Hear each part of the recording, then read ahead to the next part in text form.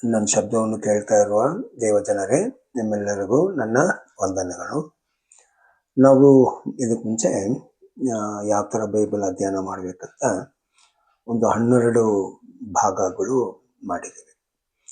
ಅದರಲ್ಲಿ ನಾವು ಯಾವ ಥರ ದೇವರು ಮೋಶೆ ಮುಖಾಂತರ ಅಬ್ರಾಹ್ಮನ್ ಕರೆದು ಒಡಂಬಡಿಕೆ ಮಾಡಿ, ತಿರ್ಗಾ ಮೋಶೆಯಲ್ಲಿ ಒಡಂಬಡಿಕೆ ಮಾಡಿ, ರಕ್ತದ ಮುಖಾಂತರ ಒಡಂಬಡಿಕೆ ಮಾಡಿ, ಅದ್ರದ್ದು ಉದ್ದೇಶ ಏನು, ಆಗ ಅದು ಬಂದು ಮೆಸ್ಸಿಯ ಬರುವ ತನಕ.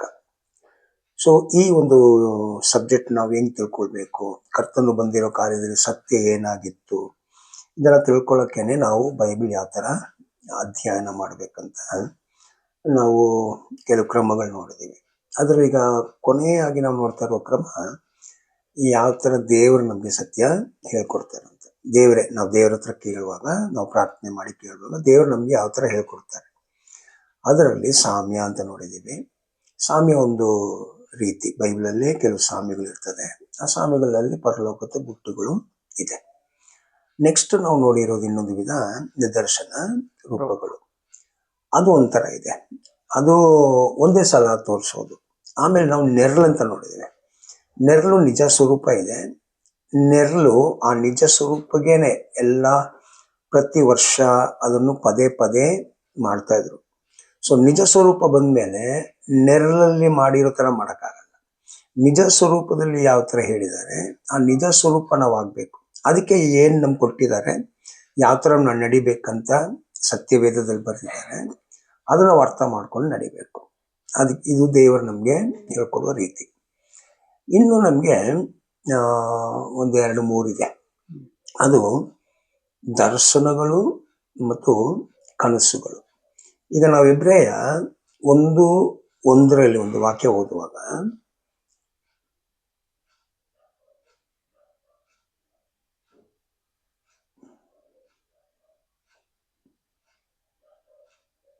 ಪುರಾತನ ಕಾಲದಲ್ಲಿ ನಮ್ಮ ಪಿತೃಗಳ ಸಂಗಡ, ಪುರಾತನ ಕಾಲದಲ್ಲಿ ನಮ್ಮ ಪಿತೃಗಳ ಸಂಗಡ.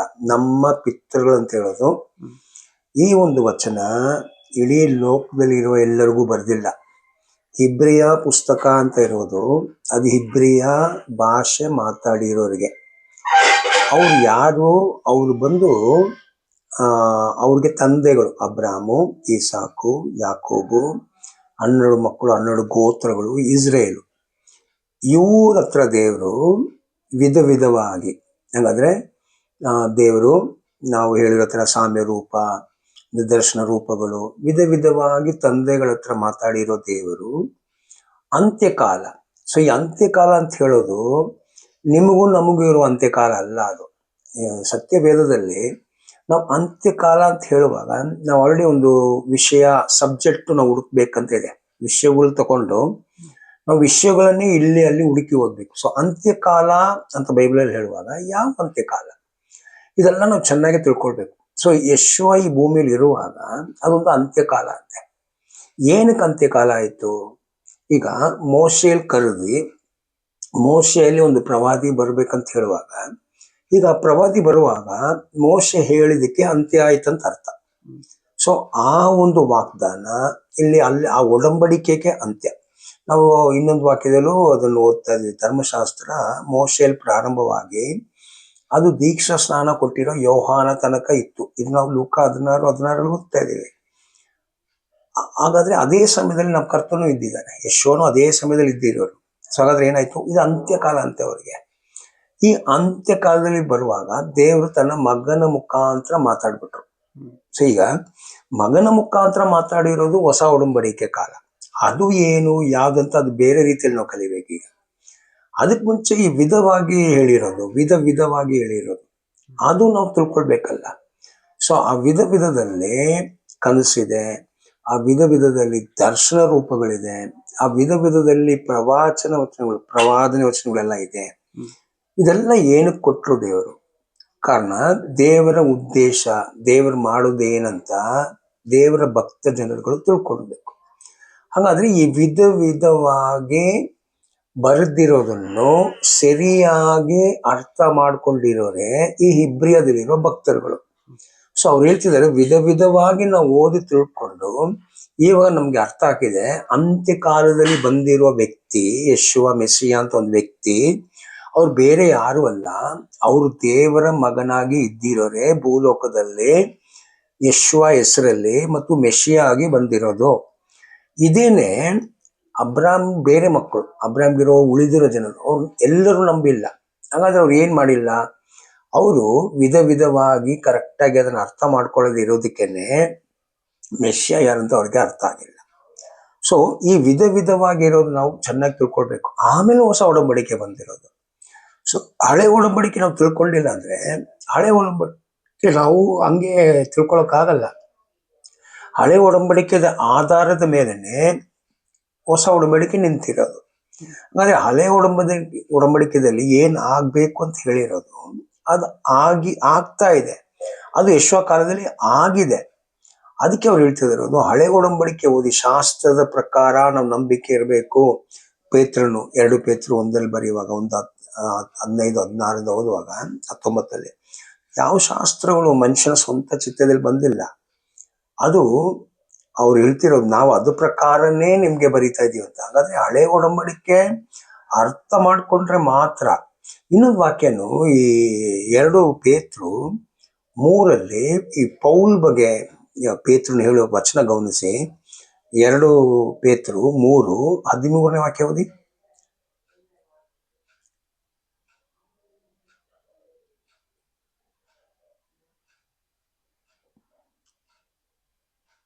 2 ಪೇತ್ರ 2:13. 2 ಪೇತ್ರ 3:13.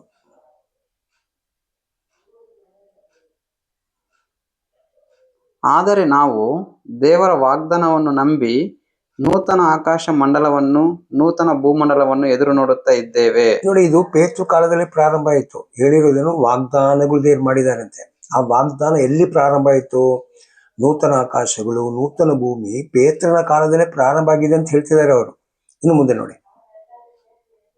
ಅವುಗಳಲ್ಲಿ ನೀತಿಯು ವಾಸವಾಗಿರುವುದು. ಆದ ಕಾರಣ ಪ್ರಿಯರೇ, ನೀವು ಇವುಗಳನ್ನು ಎದುರು ನೋಡುವವರಾಗಿರುವುದರಿಂದ ಶಾಂತರಾಗಿದ್ದು ಆತನೆದುರಿನಲ್ಲಿ ನಿರ್ಮಲರಾಗಿಯೂ ನಿರ್ದೋಷಿಗಳಾಗಿಯೂ ಕಾಣಿಸಿಕೊಳ್ಳುವುದಕ್ಕೆ ಪ್ರಯಾಸ ಪಡಿರಿ. ಓಕೆ, ಇದು ಪೇತ್ರನು ಬರೀತಿರೋ ಕಾಲದಲ್ಲಿರೋ ಭಕ್ತರುಗಳ ಬಗ್ಗೆ ಆಯ್ತು. ಈಗ ನೆಕ್ಸ್ಟ್ ಒಂದು ಮಾತು ಹೇಳ್ತಿದ್ದಾರೆ ನೋಡಿ, ಪೌಲ್ ಬರ್ತಾ ಇದ್ದಾರೆ ನೋಡಿ. ನಮ್ಮ ಕರ್ತನ ದೀರ್ಘ ಶಾಂತಿಯು ನಮ್ಮ ರಕ್ಷಣಾರ್ಥಕವಾದವಾಗಿ ಅದೇ ಎಂದು ಎನಿಸಿಕೊಳ್ಳಿರಿ. ಅದೇ ಅಭಿಪ್ರಾಯಕ್ಕೆ ಸರಿಯಾಗಿ ನಮ್ಮ ಪ್ರಿಯ ಸಹೋದರನಾದ ಪೌಲನು ಸಹ ತನಗೆ ಅನುಗ್ರಹಿಸಿರುವ ಜ್ಞಾನದ ಪ್ರಕಾರ ನಿಮಗೆ ಬರೆದನು. ನೋಡಿ, ಹಾಗಾದ್ರೆ ಏನು, ಪೌಲನು ಸಹ ಧರ್ಮಶಾಸ್ತ್ರದಲ್ಲಿ ಬರೆದಿರುವ ವಾಗ್ದಾನಗಳು ಅರ್ಥ ಮಾಡಿಕೊಂಡು ಹೇಳ್ತಾ ಇದ್ದಾರೆ.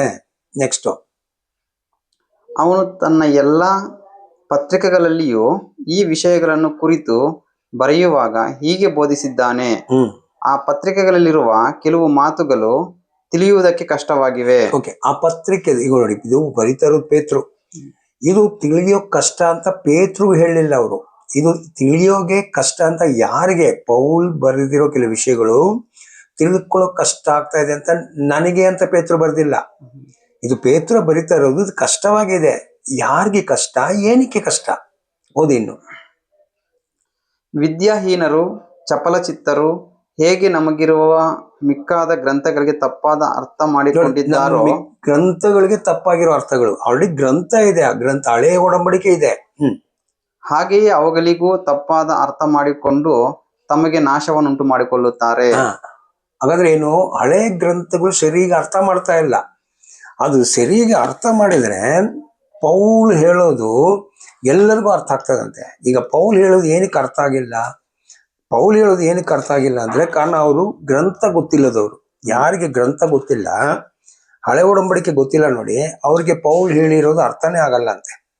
ನಾನದು ಸ್ವಲ್ಪ ಇಂಗ್ಲೀಷಲ್ಲಿ ಕ್ಲೀನ್ ಆಗಿ ಅದು ಓದ್ತೀನಿ ನೋಡಿ. ಅದೇನು, according to his promise men wherefore beloved seeing that he looked for such things ಅಂತ ಹಾಗೆ, and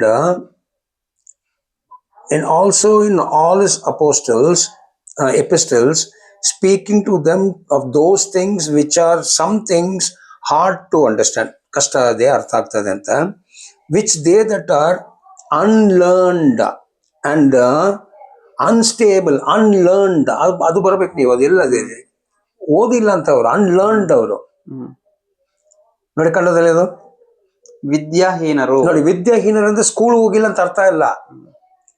ಹಳೆ ಒಡಂಬಡಿಕೆಯಲ್ಲಿ ಇರೋದು ಪೇತ್ರು ಆಲ್ರೆಡಿ ಹೇಳ್ತಿದ್ದಾರೆ, ನಾವು ಗ್ರಂಥದ ಪ್ರಕಾರ, ವಾಗ್ದಾನ ಪ್ರಕಾರ ನಾವು ನಿಮ್ಗೆ ಹೇಳ್ಕೊಡ್ತಾ ಇದ್ದೀವಿ. ಇದಕ್ಕೆ ಸಮವಾಗಿ ಪೌಲ್ನು ಹೇಳ್ಕೊಡ್ತಿದ್ದಾರೆ. ಕಾರಣ ತುಂಬಾ ಜನ ಏನ್ ಮಾಡಿದ್ರು, ಪೌಲು ಅನ್ಯ ಜನರಿಗೆ ಹೇಳಿದ್ರಂತ. ಈ ಅನ್ಯ ಜನ ಏನ್ ಮಾಡಿದ್ರು, ಅವ್ರಿಗೆ ವಾಕ್ಯ ಗೊತ್ತಿಲ್ಲ, ಅವ್ರಿಗೆ ಹಳೆ ಒಡಂಬಡಿಕೆ ಗೊತ್ತೇ ಇಲ್ಲ.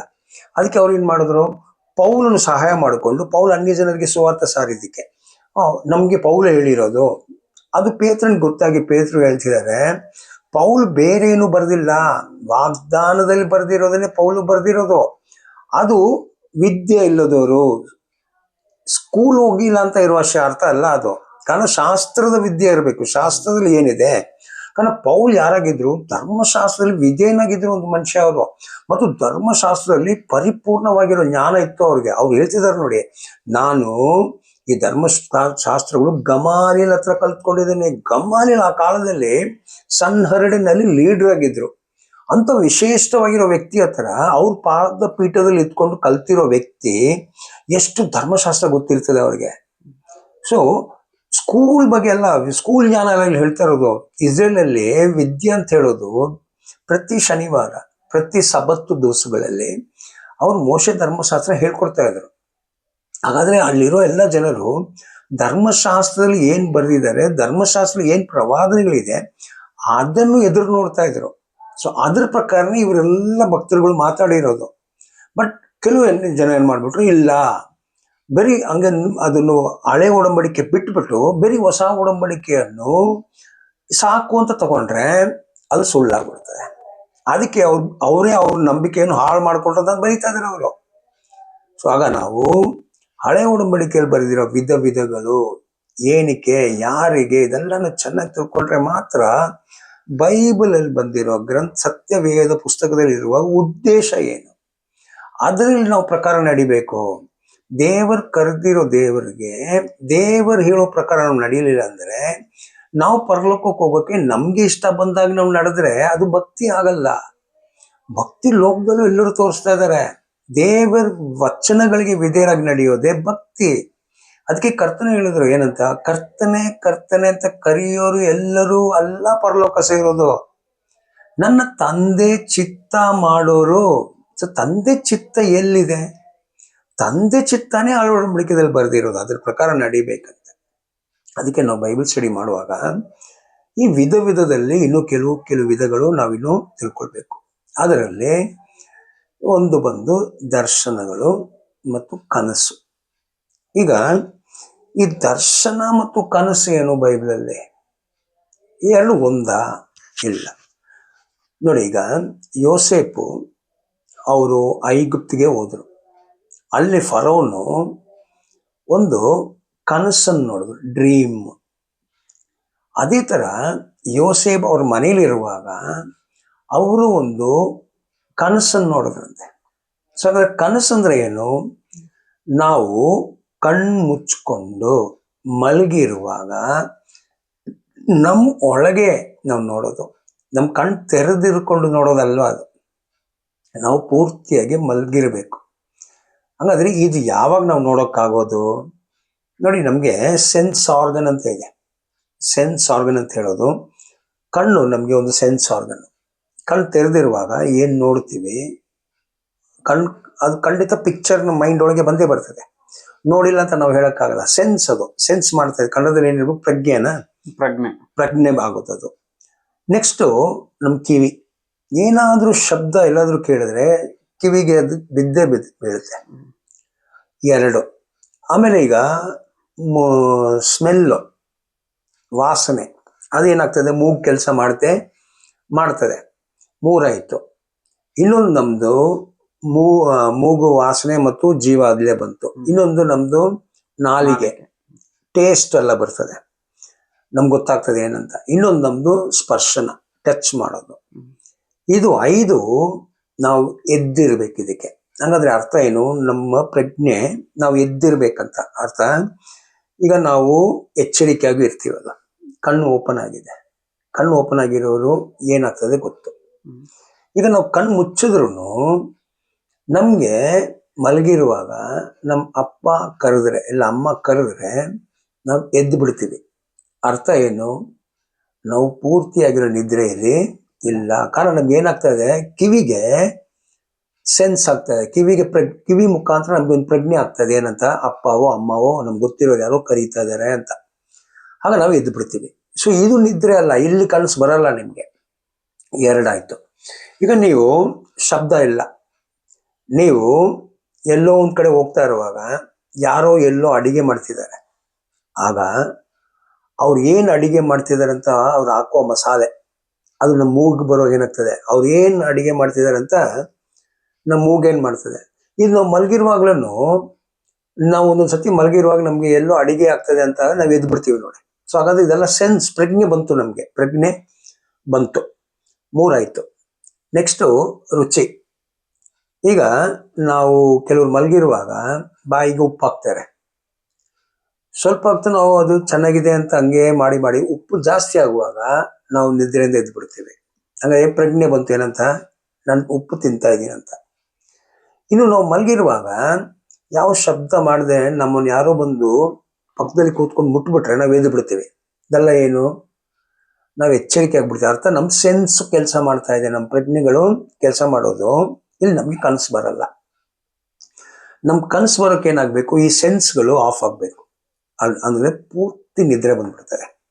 ಹಾಗಾದ್ರೆ ಈಗ ಯಾರು ಕರೆದ್ರು ನಮ್ ಕಿವಿ ಕೆಲಸ ಮಾಡಲ್ಲ, ಏನ್ ಶಬ್ದ ಬಂದ್ರು ಕಿವಿ ಕೆಲಸ ಮಾಡಲ್ಲ, ಕಣ್ಣು ನಾವು ಮುಚ್ಚಿದೀವಿ.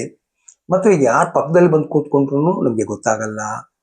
ಮತ್ತು ಯಾರು ನಮ್ಮನ್ನು ಮುಟ್ಟಿದ್ರು ಸರಿ, ಏನ್ ನಮ್ಮ ಅಕ್ಕಪಕ್ಕ ಏನಾದ್ರೂ ನಮ್ಗೆ ಎಚ್ಚರಿಕೆ ಆಗಲ್ಲ, ನಮ್ಗೆ ಏನಾಗಲ್ಲ, ಪ್ರಜ್ಞೆ ಇರಲ್ಲ.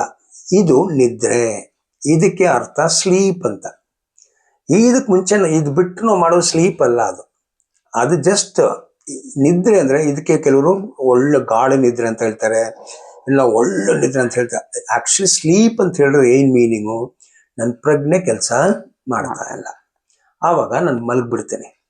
ನಾನು ಮಲಗಿರುವಾಗ ನನ್ನ ಮನಸ್ಸೊಳಗೇನೆ ನನಗೆ ಏನು ಚಿತ್ರಗಳು ಬರ್ತದೆ. ಇದು ನಾನು ನೋಡೋದು ಕಣ್ಣು ಒಳಗೆ, ನನ್ನ ಬ್ರೈನ್ ಬುದ್ಧಿ ಒಳಗೆ, ಮೆದುಳೊಳಗೆ ಒಂದು ಗ್ಲ್ಯಾಂಡ್ ಇದೆ, ಪೀನಿಯಲ್ ಗ್ಲ್ಯಾಂಡ್ ಅಂತ.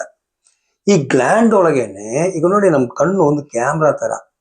ನಾವು ನೋಡ್ತಾ ಇರುವಾಗ ಕ್ಯಾಮ್ರಾ ಯಾವ ತರ ಏನೇನು ಹಿಡಿತದೆ ನೋಡಿ, ಅದೇ ತರ ಕಣ್ಣು ಲೆನ್ಸ್ ಇರೋದು ಅಷ್ಟೇ.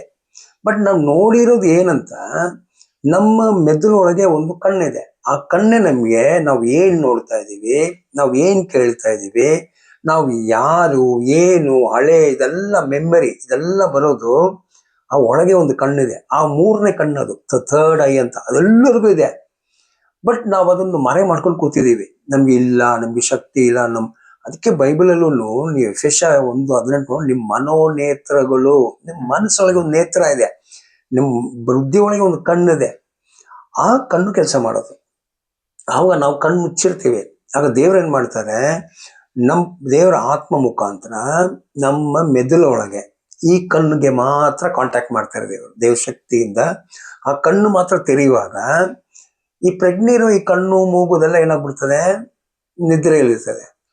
ಆದ್ರೆ ನಮ್ಮ ಒಳಗೆ ಇರುವ ಆ ಕಣ್ಣು ದೇವರು ತನ್ನ ಶಕ್ತಿಯಿಂದ ತೆರೆದು ಇದೇನೇನಾಗಿರೋದು, ಯೋಸೇಫ್ಗೆ ಆಗಿರೋದು, ಇದೇ ಈಜಿಪ್ಟ್ ಅಲ್ವ ಫರೋನಿಗೆ ಆಯ್ತು ನೋಡಿ. ಅವ್ರಿಗೆ ಕನಸು ನೋಡಿದ್ರು, ಅವರು ಆ ಕನಸು ಮರ್ತೋಗಿಲ್ಲ.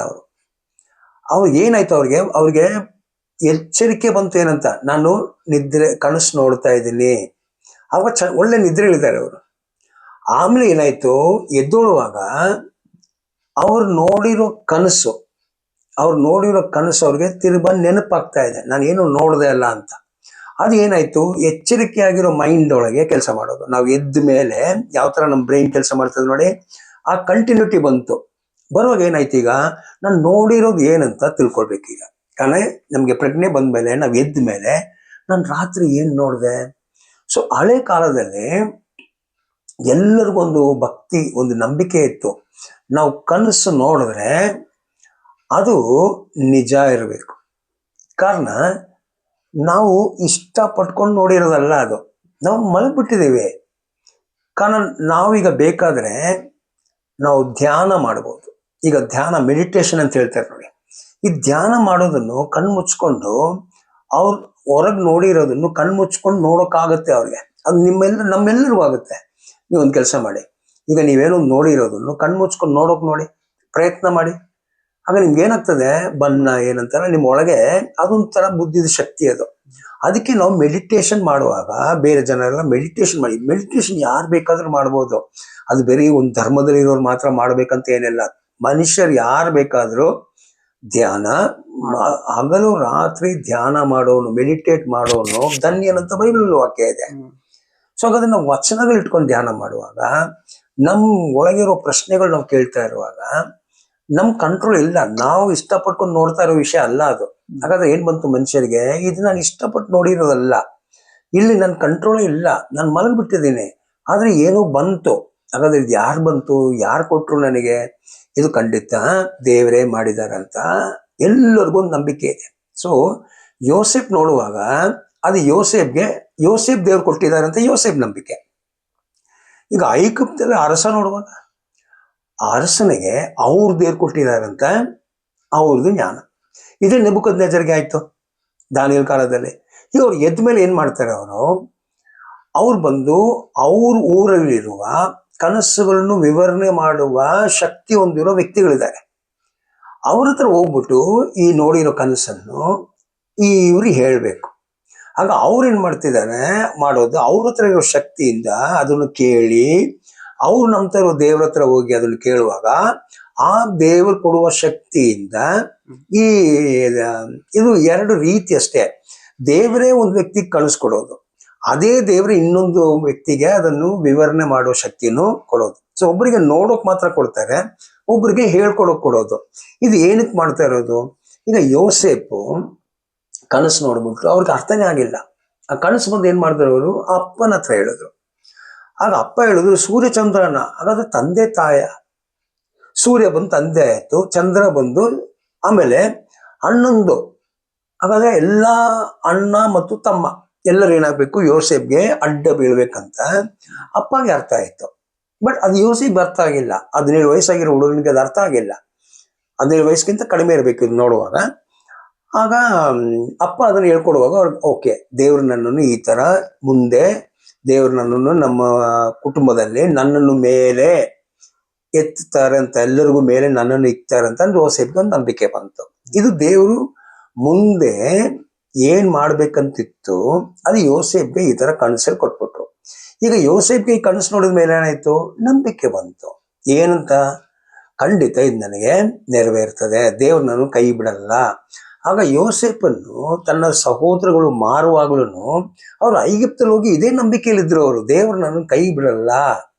ಅದಕ್ಕೆ ಸಹೋದರಗಳಲ್ಲಿ ಬರುವಾಗ ಹೇಳಿದ್ರು, ನೋಡಿ ನೀವೆಲ್ಲ ಏನು ಮಾಡಿದ್ರು ತಪ್ಪಂತ ನಾನು ತಿಳ್ಕೊಳ್ಳಲ್ಲ. ಕಾರಣ ನೀವು ಬರೋಕ್ ಮುಂಚೆ ದೇವರು ನನ್ನನ್ನು ಮುಂಚೆವಾಗಿ ಕಳಿಸಿ, ನೀವೆಲ್ಲ ಬರುವಾಗ ನಾನು ಸಿದ್ಧ ಮಾಡಿ ಇಡ್ಬೇಕಂತ ನನ್ನನ್ನು ಮುಂಚಿತವಾಗಿ ಕಳಿಸ್ಬಿಟ್ರು ಅಂತ ಹೇಳಿದ್ರು. ಕೋಪನೇ ಮಾಡಿಲ್ಲ ಯಾರ ಮೇಲೇನು. ಆಗ ಇದು ಎಲ್ಲಿ ಏನಾಗ್ತಾ ಇದೆ, ಈ ಕನಸು ಮುಖಾಂತರ ದೇವರ ಚಿತ್ತ ನೆರವೇರ್ತಾ ಇದೆ. ದೇವರ ಚಿತ್ತ ಏನಂತ ದೇವರು ಯೋಸೇಫ್ಗೆ ತಿಳಿಸಿರು. ಈಗ ಅದೇ ತರ ಈಗ ಯೋಸೇಫನ್ ಏನ್ ಮಾಡ್ಬೇಕು, ದೇವರು ಆ ಊರಲ್ಲಿ ಎಬ್ಬರಿಸ್ಬೇಕು, ಆ ಊರಲ್ಲಿ ಒಂದು ದೊಡ್ಡ ವ್ಯಕ್ತಿಯಾಗಿ ಮಾಡ್ಬೇಕು. ಆ ಊರಲ್ಲಿ ಒಂದು ನೆಕ್ಸ್ಟ್ ವ್ಯಕ್ತಿ ಯಾರು ದೊಡ್ಡವನಾಗಿರೋದು, ಅರಸನೇ.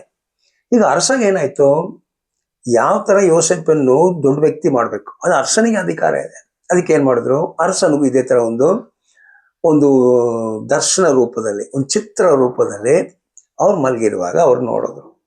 ಈಗ ಅವ್ರು ಎದ್ದು ಬಿಟ್ಟು ಅವ್ರ ಪೂಜಾರಿಗಳು, ಅವರು ದೇವಾಲಯದಲ್ಲಿರುವ ಪ್ರೀಸ್ಟ್ ಅಂತ ಹೇಳ್ತಾರೆ, ಪೂಜಾರಿಗಳು ಇಲ್ಲ ವೈಸ್ ಮೆನ್ ಜ್ಞಾನಿಗಳು, ಇವ್ರ ಹತ್ರ ಹೋಗ್ಬಿಟ್ಟು ಕೇಳುವಾಗ ಅವ್ರ ದೇವ್ರಗಳ ಹತ್ರ ಪ್ರಾರ್ಥನೆ ಮಾಡಿಕೊಂಡು ಬಂದು ಹೇಳಲೇಬೇಕು. ಅದಕ್ಕೆ ಅವ್ರನ್ನ ಇಟ್ಟಿರೋದು, ಅವ್ರಿಗೆ ಊಟ ಮನೆಯೆಲ್ಲ ಕೊಟ್ಟು ರಾಜ್ಯದಲ್ಲಿ ಇಕ್ಕಿರೋದು ಇದಕ್ಕೇನೆ, ದೇವ್ರ ವಚನಗಳು ತಿಳಿಸ್ಕೊಡ್ಬೇಕಂತ. ಅದಕ್ಕೆ ಅರಸನಿಗೆ ಕೋಪ ಬಂತು, ಸಾಯಿಸ್ಬಿಡ್ತೀನಿ ಅಂತ ಹೇಳಿರೋದು. ಕಾರಣ ಈಗ ನೋಡಿರೋದು ಏನಂತ, ಈಗ ಈ ಐಗುಪ್ತಲ್ಲಿ ಫರೋನು ಮತ್ತು ಬ್ಯಾಬಿಲೋನ್ ಇರೋ ಫರೋನ್ ಆಗ್ಲಿ, ಇವ್ರು ನೋಡುವಾಗ ಇವ್ರಿಗೆ ಇವ್ರ ದೇವರಿಂದ, ಯಾವ್ರು ನಂಬೋ ದೇವರಿಂದ ಏನು ಸುದ್ದಿ, ಏನೋ ಒಂದು ಸಾಂಕೇತಿಕವಾಗಿ ದೇವ್ರು ನನಗೆ ತೋರಿಸ್ಕೊಟ್ಟಿದ್ದಾರೆ ಅಂತ, ಅದು ಖಂಡಿತ ಅವ್ರ ದೇವ್ರುಗಳನ್ನ ಹೆದರ್ತಾ ಇದ್ದಾರೆ. ನೋಡಿ, ಅವ್ರ ದೇವ್ರುಗಳನ್ನು ನಮ್ಗೆ ದೇವ್ರು ಅಂತ ಹೇಳೋದು ಬೇರೆ ವಿಷಯ. ಬಟ್ ಈಗ ನಾವ್ ಹೆಂಗ್ ನೋಡ್ಬೇಕು, ಅವ್ರಿಗೆ ದೇವ್ರುಗಳು, ಅದು ಅವ್ರನ್ನ ದೇವ್ರು ಅಂತ ನಂಬುವಾಗ ಆ ದೇವ್ರುಗಳು ಅವ್ರಿಗೆ ಒಳ್ಳೇದ್ ಕೆಟ್ಟದ್ ಮಾಡೋಕ್ಕಾಗತ್ತೆ. ಈಗ ಐಗುಪ್ತಲ್ಲಿರುವ ಅರಸನಿಗೆ ಅವ್ರು ನಂಬ್ತಾ ಇರೋ ದೇವ್ರುಗಳು, ಈಗ ನಮ್ಮ ದೇವರುಗಳನ್ನ ಅವ್ರು ಸೇವೆ ಮಾಡಿಲ್ಲ ಅಂದ್ರೆ ಆ ದೇವರಿಂದ ಕೋಪ ಆಗ್ತದೆ ಅವ್ರಿಗೆ. ಆ ದೇವರುಗಳು ಅವ್ರಿಗೆ ಅನ್ಯಾಯ ಮಾಡ್ಬೋದು, ದ್ರೋಹಗಳು ಮಾಡ್ಬೋದು. ಹೆದರ್ಕೊಂಡು ಏನ್ ಮಾಡ್ತಾರೆ, ಅವ್ರ ದೇವರುಗಳನ್ನು ಖುಷಿಯಾಗಿ ಇಕ್ಬೇಕು, ಸಂತೋಷ ಇಕ್ಕೋಕೆನೆ ಅವರು ಪೂಜೆಗಳು ಬಲಿಗಳೆಲ್ಲ ಮಾಡೋದು. ಅದು ಅವ್ರ ದೇವರುಗಳು. ಈಗ ಅವ್ರಿಗೆ ಕನಸು ಬರುವಾಗ ಏನಾಯ್ತು, ಇದು ಅವ್ರ ದೇವ್ರು ಅವ್ರಿಗೆ ಕೊಟ್ಟಿರೋದಂತ ನಂಬ್ತಾರೆ. ಆಗ ಏನ್ ಮಾಡಿದ್ರು, ಅವರು ಹೋಗ್ಬಿಟ್ಟು ಈ ತರ ಅಲ್ಲಿರೋ ವ್ಯಕ್ತಿಗಳ ಹತ್ರ ಕೇಳ್ಬೇಕು. ಈಗ ಅವ್ರು ಹೇಳುವಾಗ ಅವ್ರು ಏನ್ ಮಾಡ್ತಾರೆ, ಅವ್ರ ದೇವ್ರುಗಳ ಹತ್ರ ಪ್ರಾರ್ಥನೆ, ದೇವ್ರೆ ನೋಡಿ ನಮ್ಮ ಅರಸ ಹಿಂಗ್ ನೋಡಿದಾನೆ, ನಮ್ಮ ಹತ್ರ ಬಂದು ಕೇಳಿದ್ದಾರೆ, ನಾವ್ ಇದಕ್ಕೇನು ಉತ್ತರ ಕೊಡ್ಲಿ ಅಂತ. ಈಗ ನೋಡಿ ಇಲ್ಲಿ ಸಂಭವಿಸಿರೋದೇನು, ಐಗುಪ್ತ ದೇವರುಗಳು ಕೊಟ್ಟಿರೋ ಕನಸಲ್ಲ ಅದು. ಹಂಗಾದ್ರೆ ಈ ಕನಸು ಯಾರು ಕೊಟ್ಟಿರೋದು, ಯೋಸೇಪನ ದೇವರು, ಯಾಕೋಬನ ದೇವರು, ಇಲ್ಲ ಅಬ್ರಾಹಂ ಈಸಾಕನ ದೇವ್ರು ಕೊಟ್ಟಿರುವಾಗ ಇದು ಕೊಟ್ಟಿರೋದು ದೇವ್ರಿಗೆ ಮಾತ್ರ ಗೊತ್ತು. ಇದು ದೇವರು ತನ್ನ ಶಕ್ತಿಯಿಂದ ಆತ್ಮದಿಂದ ಕೊಟ್ಟಿರೋದು. ಹಾಗಾದ್ರೆ ಈಗ ಯಾರಿಗೆ ದೇವರ ಆತ್ಮ ಸಿಗ್ತದೆ ಅವ್ರು ಮಾತ್ರ ಏನ್ ಮಾಡಕ್ಕಾಗೋದು, ಇದಕ್ಕೆ ವಿವರಣೆ ಕೊಡೋಕೆ ಆಗೋದು, ಎಕ್ಸ್ಪ್ಲನೇಷನ್ ಮಾಡೋಕ್ಕಾಗೋದು. ಇಲ್ಲಾಂದ್ರೆ ಯಾರಿಗೂ ಆಗಲ್ಲ. ಅದು ನೋಡಿ ಎಷ್ಟು ಕ್ಲೀನ್ ಆಗಿ ನಾನು ನಿಮ್ಗೆ ಕನಸು ಬಗ್ಗೆ ಡೀಟೇಲ್ ಆಗಿ ಹೇಳ್ಕೊಡ್ತಾ ಇದ್ದೀನಿ. ಇದು ನಾವು ಇನ್ನು ಮುಂದೆ ಮಾಡ್ತೀವಿ, ಜಸ್ಟ್ ಸಿಂಪಲ್ ಆಗಿರೋದು ನಾನು ನಿಮ್ಗೆ ಹೇಳ್ತಾ ಇರೋದು. ಆಗ ಅರಸ ಆಮೇಲೆ ಹೇಳ್ತಿದ್ದಾರೆ ನೋಡಿ, ಇಂಥ ದೇವರ ಶಕ್ತಿ ಬೇರೆ ವ್ಯಕ್ತಿಗಳಿರಲಿಲ್ಲ, ಈ ಯೋಸೇಪ್ ತರ. ಅದಕ್ಕೆ ನಾನು ಯೋಸೇಪನು ನನಗೆ ನೆಕ್ಸ್ಟ್ ನನ್ನ ಸಿಂಹಾಸನ ಪಕ್ಕದಲ್ಲಿ ಕೂರ್ಬೇಕು, ಅವರು ಎಲ್ಲ ಅಧಿಕಾರಿ ನನ್ನ ಮನೆಯವ್ರನ್ನ ಅವ್ರನ್ನ ಕೇಳ್ಬೇಕಂತ ಹೇಳ್ಬಿಟ್ರು ನೋಡಿ. ಅಷ್ಟು ಅಧಿಕಾರ ಅವ್ರು ಕೊಟ್ಟಿರೋದು. ಯಾಕಂದ್ರೆ ಅವ್ರಿಗೆ ಹೆದರಿಕೆ ಆಯ್ತು. ಆ ಐಗಿಪ್ತಲ್ಲಿ ಒಂದು ದೇವರೆಲ್ಲ ಇರೋದು, ತುಂಬಾ ದೇವರುಗಳಿದ್ದಾರೆ. ಆ ದೇವ್ರುಗಳಿಗೂ ಯಾರಿಗೂ ಅದಕ್ಕೆ ಎಕ್ಸ್ಪ್ಲನೇಷನ್ ಮಾಡಕ್ ಆಗಿಲ್ಲ. ಆಗ ಯೋಸೇಪ್ ಹೋಗ್ಬಿಟ್ಟು ನೀನ್ ಹಿಂಗ ಆಗ್ತಿ ಅಂತ ಹೇಳ್ಬಿಟ್ಟು, ಈ ದೇವ್ರು ಹಿಂಗ್ ಮಾಡ್ತಿದ್ದಾರೆ, ಇದು ಪರಲೋಕದ ದೇವ್ರು ನನಗೂ ತೋರಿಸಿದಾರೆ ಅಂತ ಬರುವಾಗ ಏನಾಯ್ತು, ಈಗ ಅರಸನಿಗೆ ಭಯ ಆಯ್ತು. ಭಯ ಆಗೇ ಆಗ್ತದೆ. ಕಾರಣ ಯಾವ ಊರಲ್ಲಿನೂ ಅನ್ಯ ಭಾಷೆದಲ್ಲಿ ಇರೋರನ್ನು, ಈಗ ನೋಡಿ ನಮ್ಮ ಭಾರತ ದೇಶದಲ್ಲಿ ನಮ್ಗೆ ಗೊತ್ತು ಯಾವ ಪಾರ್ಟಿಯಲ್ಲಿ ನಾವು ಇದ್ರೆ ಈಗ ನಮ್ಗೆ ಪ್ರಮೋಷನ್ ಬರ್ತದೆ ಅಂತ.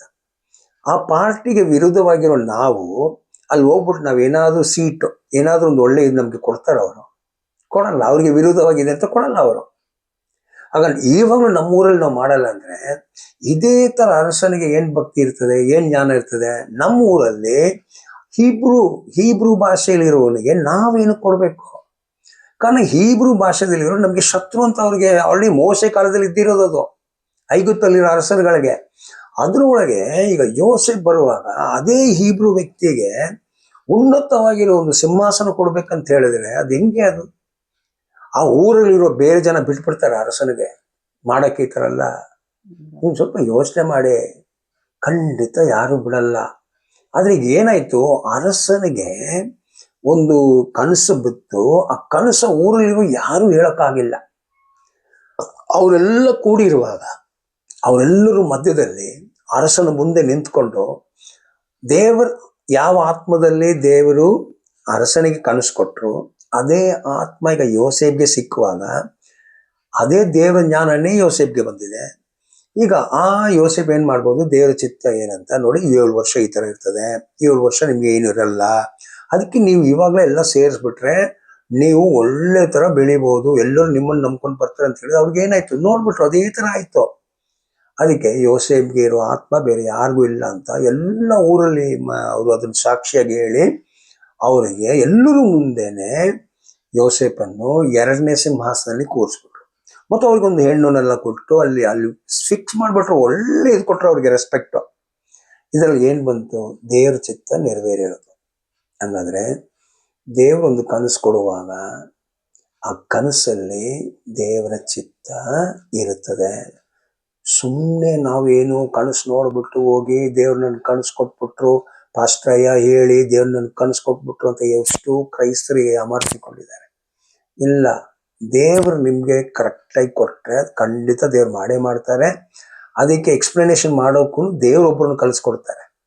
ಅದು ಕನಸಲ್ಲಿ ಏನಿದೆ ಅಂತ ದೇವ್ರು ಕೊಟ್ಟಿರೋದು.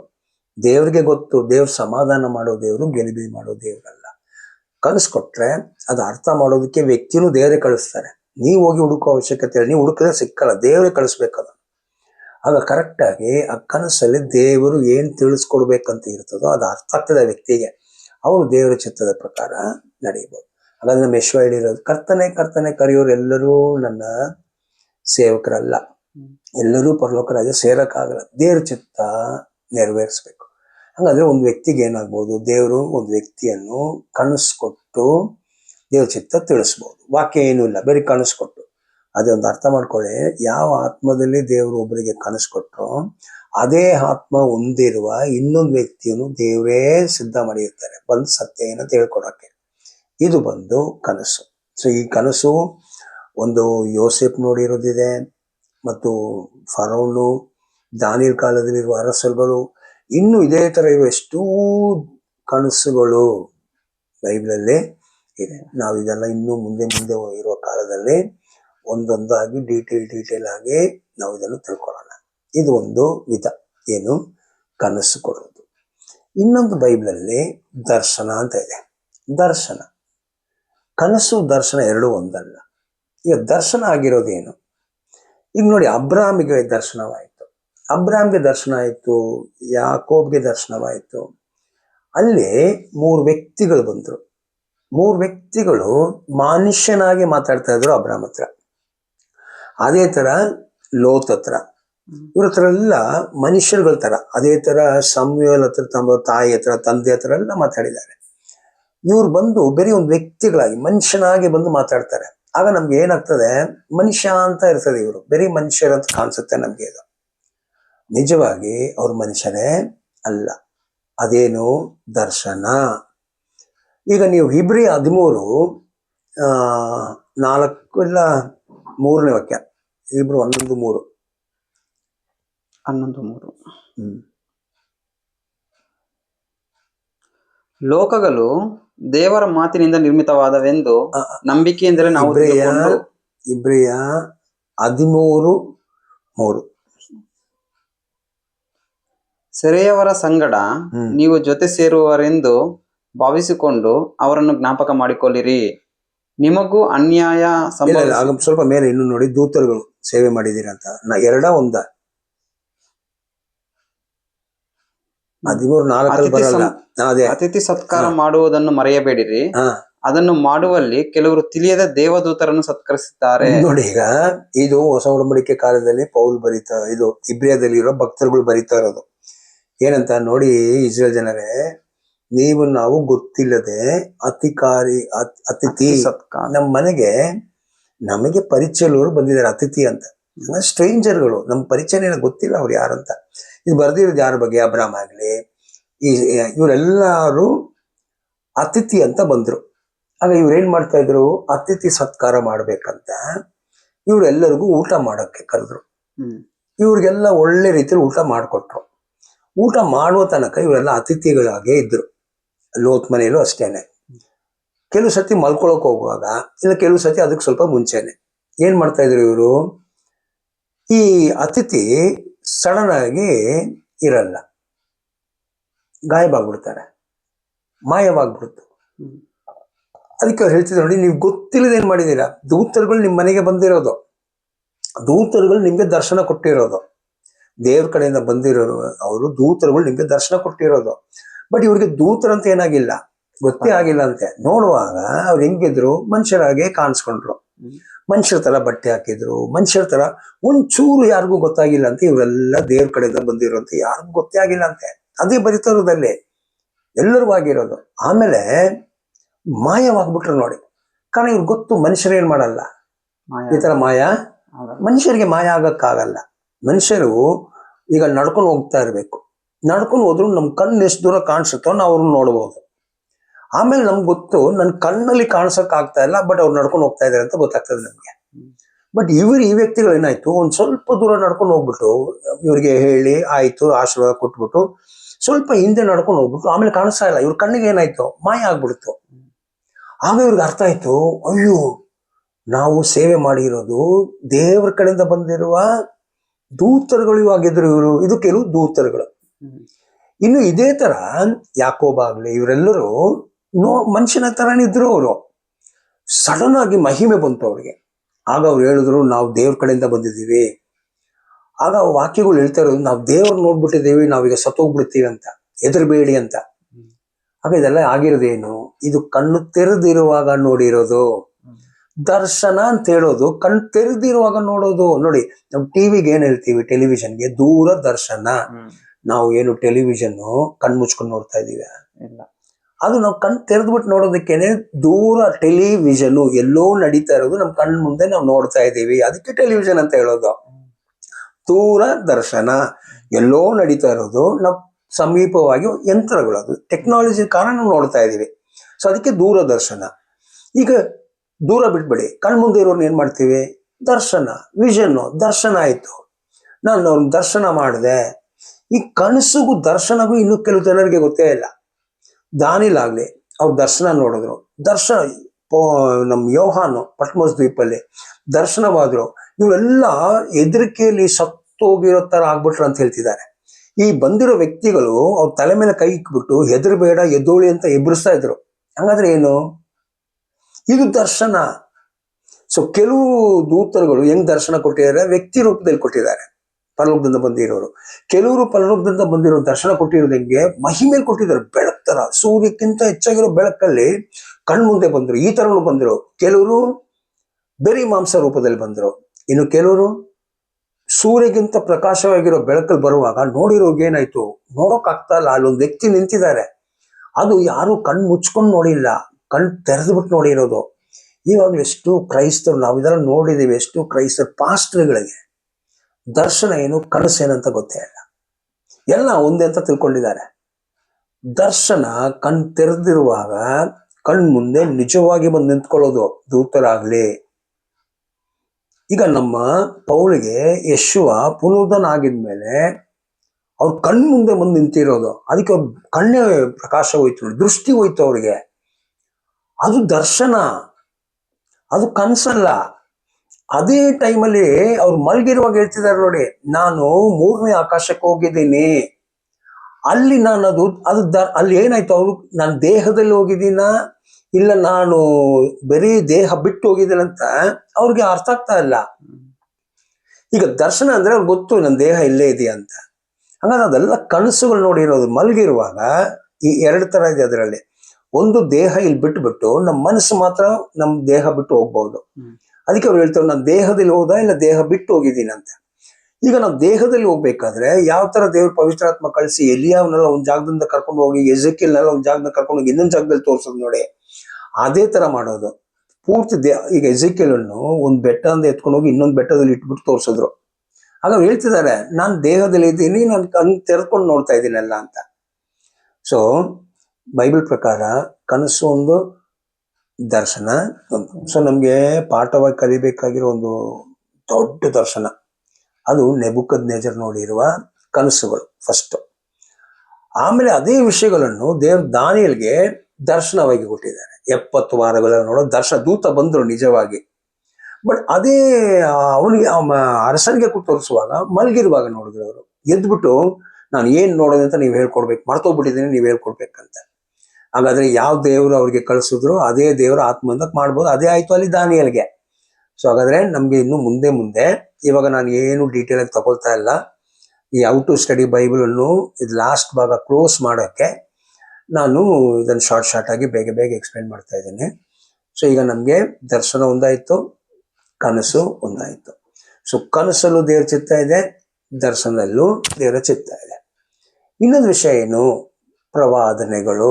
ಈ ಪ್ರವಾದನೆಗಳೇನು, ಈಗ ನೋಡಿ ನೀವು ಯೆಶಾಯ 46, ಯೆಶಾಯ 44, ಅಪೊಸ್ತಲರ ಕೃತ್ಯ 15 ಇಲ್ಲೆಲ್ಲ ನೋಡುವಾಗ ದೇವರು ಹೇಳೋದು, ನಾನು ಇನ್ನು ಮುಂದೆ ನಡಿಬೇಕಾಗಿರೋದನ್ನು ಪ್ರಾರಂಭದಲ್ಲೇ ಹೇಳಿದ್ದೀನಿ ಅಂತ. ಹಾಗಾದ್ರೆ ಅಂತ್ಯವನ್ನು ಪ್ರಾರಂಭದಲ್ಲೇ ಹೇಳಿರುವ ದೇವರು. ಇದು ಎಲ್ಲಿಂದ ಸ್ಟಾರ್ಟ್ ಆಗ್ತಾ ಇದೆ ನಿಮಗೆ ಪ್ರವಾದನೆಗಳು? ಆದಾಮ್ ಪಾಪ ಮಾಡುವಾಗ ಅಲ್ಲೇ ಸ್ತ್ರೀ ಸಂತಾನ, ಸರ್ಪ ಸಂತಾನ, ಅಲ್ಲೂ ಆಗ ಈ ಸ್ತ್ರೀ ಸಂತಾನ ಯಾರು, ಇದೊಂದು ಪ್ರವಾದನೆ. ಇದು ಸ್ತ್ರೀ ಸಂತಾನ ಯಾರು, ಸರ್ಪ ಸಂತಾನ ಯಾರು ಅಂತ, ಅವ್ರಿಗೆ ಏನಾಗುತ್ತೆ ಅಂತ ದೇವರದು ಪ್ರವಾದನೆ ಮಾಡಿರೋದು. ಇನ್ನು ಮುಂದೆ ನೋಡಿ ಈ ತರ ಆಗುತ್ತೆ ಅಂತ. ಅದೇ ತರ ಈ ಪ್ರವಾದನೆಗಳು ಏನು ಕಾರಣ, ದೇವರು ಸಮಯದಲ್ಲಿ ಏನ್ ಹೇಳ್ಬೇಕಂತ ಕಾರಣ ದೇವರಿಗೆ ಆಲ್ರೆಡಿ ಫಿಕ್ಸ್ ಆಗ್ಬಿಟ್ಟಿದೆ. ನೀವು ನಮ್ಮ ಇದು ಏನದು ಜ್ಞಾನೋಕ್ತಿ ಆಗಿದ್ಮೇಲೆ ಇನ್ನೊಂದು ಇದೆಯಲ್ಲ ಇದು